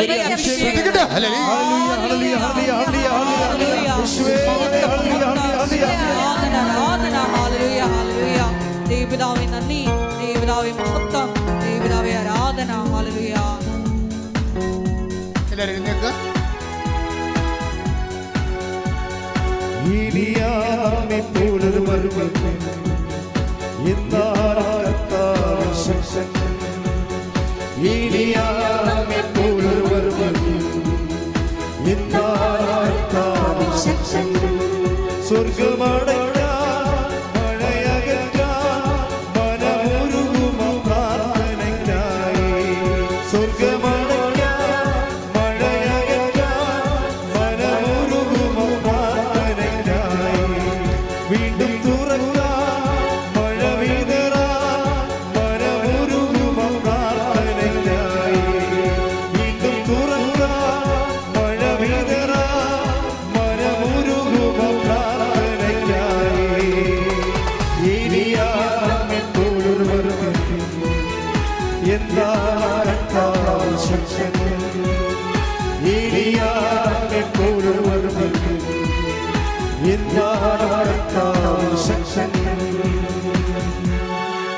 പരിശുദ്ധ പരമദൈവകാരുണ്യത്തിന് ആരാധനയും സ്തുതിയും പുകഴ്ചയും ഉണ്ടായിരിക്കട്ടെ. നമ്മളൊരു രോഗസൗഖ്യ പ്രാർത്ഥനയ്ക്ക് പ്രവേശിക്കുകയാണ്. അച്ഛൻ പ്രാർത്ഥിക്കുമ്പോൾ മക്കള് വിശ്വാസത്തിലും പ്രത്യാശയും ദൈവസ്നേഹത്തിനും ആ പ്രാർത്ഥന സ്വീകരിച്ചുകൊണ്ട് ഇടിമുഴക്കം പോലെ സ്തുതിച്ചുകൊണ്ട് നിൽക്കണം. ഓരോ രോഗങ്ങൾ, ഓരോ ജീവിത തടസ്സങ്ങൾ, ദുരിതങ്ങൾ കർത്താവ് പരിശുദ്ധമ്മയുടെ മാധ്യസ്ഥ എടുത്തു മാറുന്ന സമയമാണ്. സ്തുതികളുടെ ഹല്ലേലൂയ, ഹല്ലേലൂയ, ഹല്ലേലൂയ, ഹല്ലേലൂയ, ഹല്ലേലൂയ, ഹല്ലേലൂയ. മഹത്വം, മഹത്വം, ആരാധന, ആരാധന. ഹല്ലേലൂയ, ഹല്ലേലൂയ. കർത്താവേ, നിന്റെ ഉന്നതമായ നാമത്തിന് സ്വസ്ഥം ചെയ്ത് കർത്താവേ, കർത്താവേ, നിന്റെ വിശുദ്ധ പൗരോഹിത്യത്തെ മഹത്വപ്പെടുത്തുന്ന പ്രാർത്ഥിക്കുന്ന കർത്താവ്,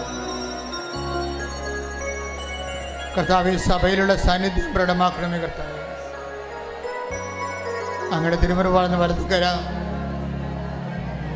അനുഗ്രഹത്തിന് വലതുകര, പരിശുദ്ധ അമ്മ കൃപാസനത്താലെ ജീവനോടെ പ്രത്യക്ഷപ്പെട്ട പരിശുദ്ധമ്മയുടെ മാധ്യസ്ഥത്തിലെ ഓരോ മകൻ്റെ മേലും വെക്കണമെന്ന് പ്രാർത്ഥിക്കുന്ന, ഓരോ മകളുടെ മേലും വെക്കണമെന്ന് പ്രാർത്ഥിക്കുന്ന ഗർഭിണികളെ ആശീർവദിക്കണമേ, മക്കളില്ലാത്തവരെ ആശീർവദിക്കണമേ, മാർഗരോഗികളെ ആശീർവദിക്കണമേ. ഉച്ച മുതൽ ഉള്ളംകാൽ വരെ കർത്താവിൻ്റെ രക്തം പടരട്ടെ എന്ന് പ്രാർത്ഥിക്കുന്ന കർത്താവ് സ്വർഗം തുറക്കണമേ. എലിയാവിൻ്റെ പ്രാർത്ഥനയെ പ്രസാദിച്ചുകൊണ്ട് സ്വർഗം തുറന്നുകൊണ്ട് കർത്താവ് മഴ പെയ്ച്ചതുപോലെ അനുഗ്രഹത്തിൻ്റെ മഴ പെയ്തിറങ്ങട്ടെ എന്ന് പ്രാർത്ഥിക്കുന്ന അനുഗ്രഹത്തിൻ്റെ മഴ, മാതാവിൻ്റെ പ്രത്യക്ഷ ഗണത്തിൻ്റെ വാഗ്ദാനമായ അനുഗ്രഹത്തിൻ്റെ മഴ ഓരോ മകൻ്റെ മേലും മകളുടെ മേലും അങ്ങ് കർത്താവെ ആഞ്ഞു വീശണമെന്ന് പ്രാർത്ഥിക്കുന്നു. കർത്താവെ, കൊടിയക്കാറ്റടിക്കണമേ, ആത്മക്കാറ്റാൽ അങ്ങയുടെ അഭിഷേകം ചെയ്യണമെന്ന് പ്രാർത്ഥിക്കുന്ന ദൈവത്തിൻ്റെ കരുണ, ദൈവത്തിൻ്റെ കൃപ, ദൈവത്തിൻ്റെ ശക്തി, ദൈവത്തിൻ്റെ വിടുതൽ, മാർഗരോഗങ്ങൾ, തീരാവേദികൾ, ജീവിത ദുരിതങ്ങൾ യേശു ക്രിസ്തുവിൻ്റെ ഉന്നതമായ നാമത്തിൽ മാറിപ്പോകൊണ്ട് ജോലിയില്ലാത്തവർ, വിട്ട് തളർന്നു കിടക്കുന്നവർ, മഹാരോഗികൾ, മാർഗരോഗികൾ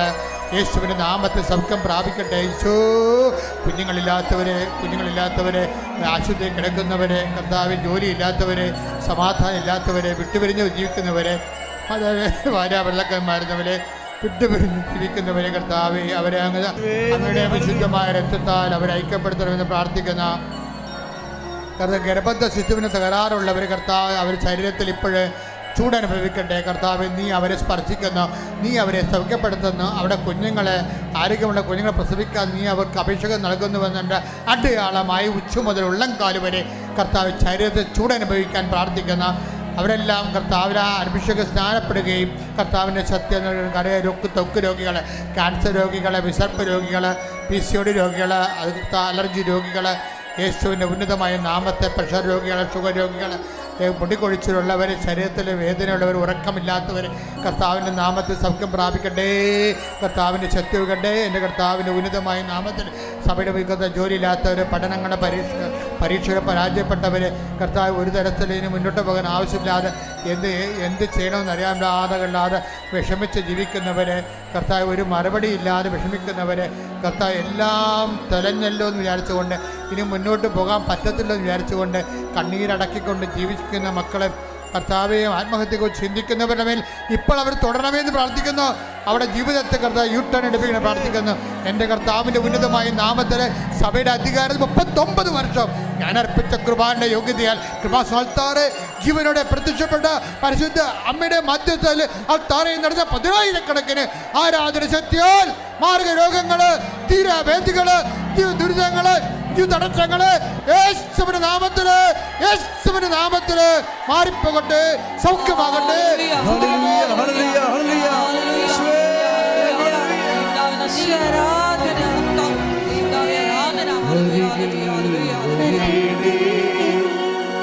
സദയം തൊടേ സുഖമായിടും എൻ്റെ ഉള്ളം, അരികിൽ വരേണേ സദയം തൊടേ സുഖമായിടും എൻ്റെ ഉള്ളം. എല്ലാവരും സമാപനാശീർവാദ സമയമാണ്. മൗനമായി പ്രാർത്ഥിക്കുക. നിങ്ങളുടെ ജീവിത ആവശ്യങ്ങൾക്ക് ഓൺലൈനിലുള്ളവർ ഇവിടെയുള്ളവരും ഇപ്പോൾ മൗനമായി പ്രാർത്ഥിക്കുക. മാതാവിൻ്റെ മധ്യസ്ഥതയിൽ കൃപാസനമ്മയുടെ പ്രത്യക്ഷീണത്തിൻ്റെ യോഗ്യതയാൽ പ്രാർത്ഥിക്കുക.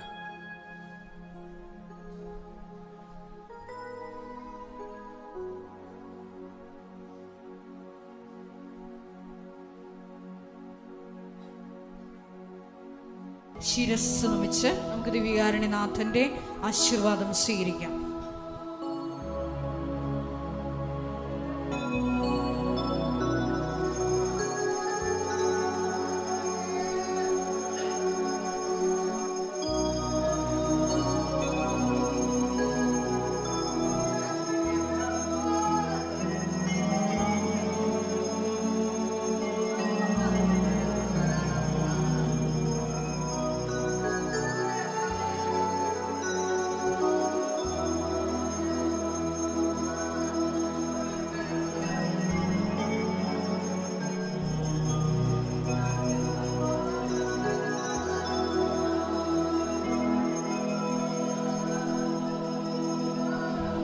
പരിശുദ്ധ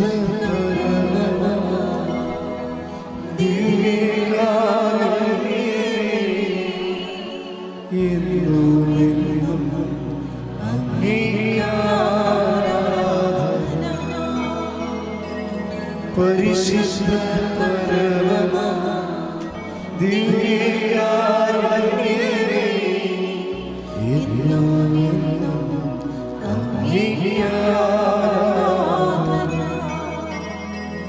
പരിശുദ്ധ പരമ ദിവ്യകാരുണ്യമേ എന്നും അങ്ങേക്ക് ആരാധന.